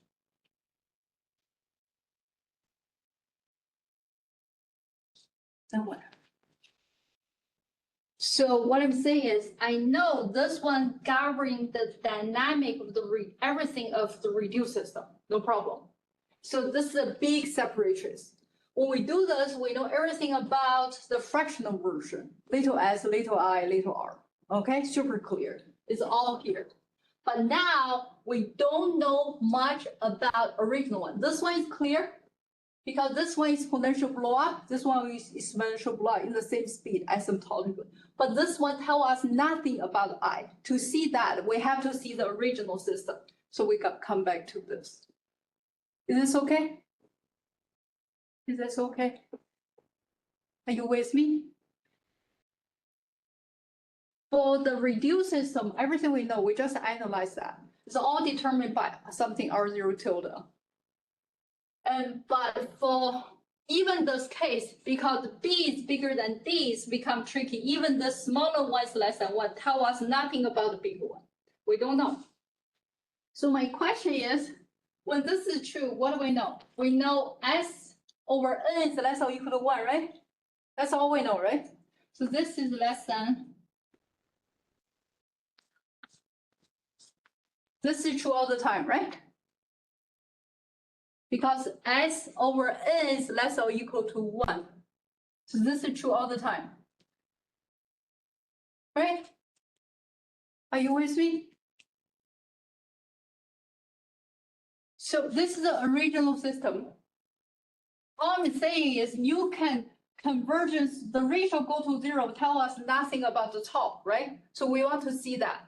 Then we go back to original system. When we go back to original system, this is the same, just factoring I. All I'm saying is this term, because this is a fraction populations that never exceed 100%, less or equal to 1. So we have this. Is that okay? Yeah. So if we factor this one out, that's exactly R0 minus 1. Let me see. Yeah, R0 minus 1.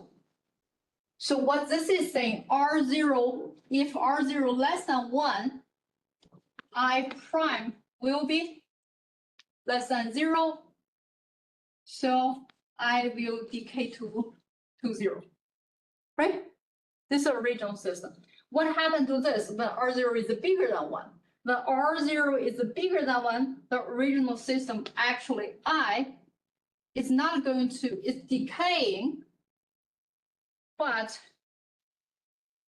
it's decaying, but in, oh, sorry, little I is decaying the fraction, but this one is not decaying. It's going to be increasing and increasing in the speed, exponentially in the speed.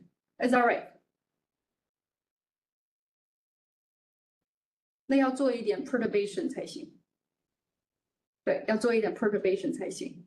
就说，因为这个是一个 inequality， 不是 equality， 要做一点 perturbation 才可以写这个。我现在想说的是说 ，Rukang original system is way more complicated。你这个 fraction goes to 0 and tell us nothing about what happened original population size, which could be either go to 0 or could be exponential blow up, just in the slower speed compared to n of t. Go to infinity. So now we can summarize, we may summarize everything we see from here and into a table.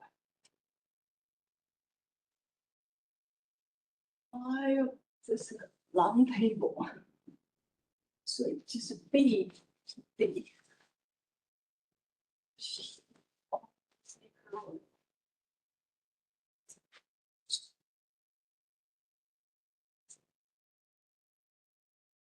Six. Or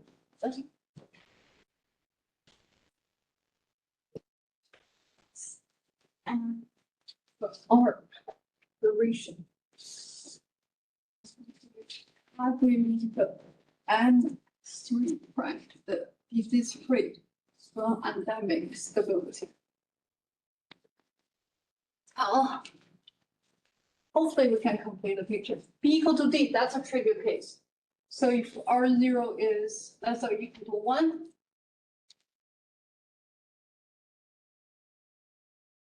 S of N of T is N0, N0. S of T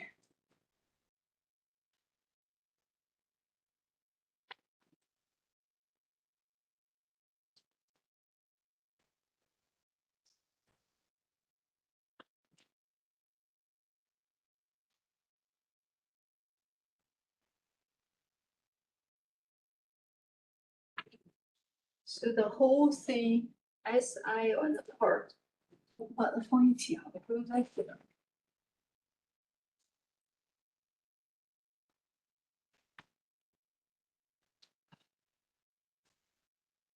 SIRE 这个时候，这个是 disease free， 它是 global asymptotic stable 啊，写小的是吧 ？Does not exist， 根本不存在。然后，如果 R0 是大于1的话，这个时候这个 ratio 还是一样的，但是这个时候这个是 unstable， 这个是 global asymptotic stable， 这是我们最清楚的一个。我们刚才讨论，再看第二个是 B 小于 D， 对，整个 population size 是 goes to。 这个是 no matter which case， 所以我们不需要 classify。No matter which case, what happened to total population？ 因为 total population size go to 0， 所以所有的 component 都不会超过 total population size， 它都会 go to 0， 只是 in different way。所以 to characterize go to different way， 这是 tutor。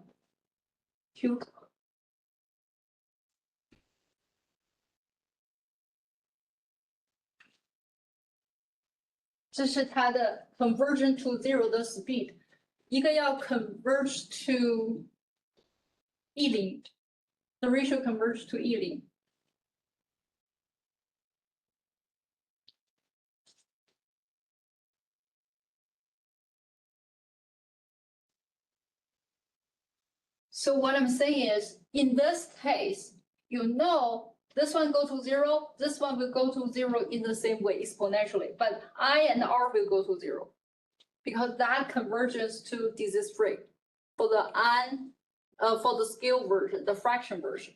However, in this case, and the fraction go to some non-trivial equilibrium, so they have certain ratio decay to 0. and how fast each of them is decaying to zero according to that ratio. Does that make sense? So we know this case clearly. Then the last case is B is bigger than D. 这个有一点点写在哪儿？ So this one has a little bit more, for this case has a little bit more. It's because of this. Because now R0 tilde cannot control everything. Even it's less than zero, you still have two possibilities. I'll suggest you guys add this one here. I'm not where you see it right now, the dashboard, but I hope the picture is super clear. It's just in the different rate. It depends on R0 and tell you how fast, and either you're going to blow up, but tell you how fast you're going to blow up. So now the punchline or the bottom line for F4, the fourth model, I want to say is, in this case, the rescale version will be a way much better model to see the whole thing, because the original thing, and it's going to be the original dynamic is going to determine by two quantity. One is R0 tilde, the other one is R0. Okay, all right. I think we can stop here.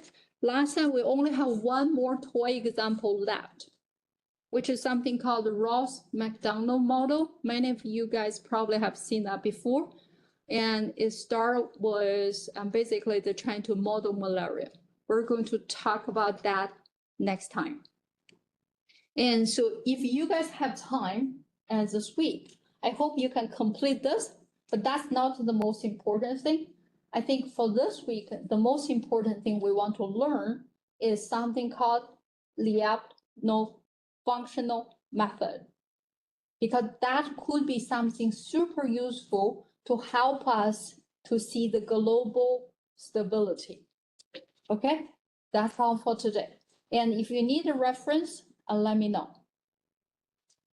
Give me a message.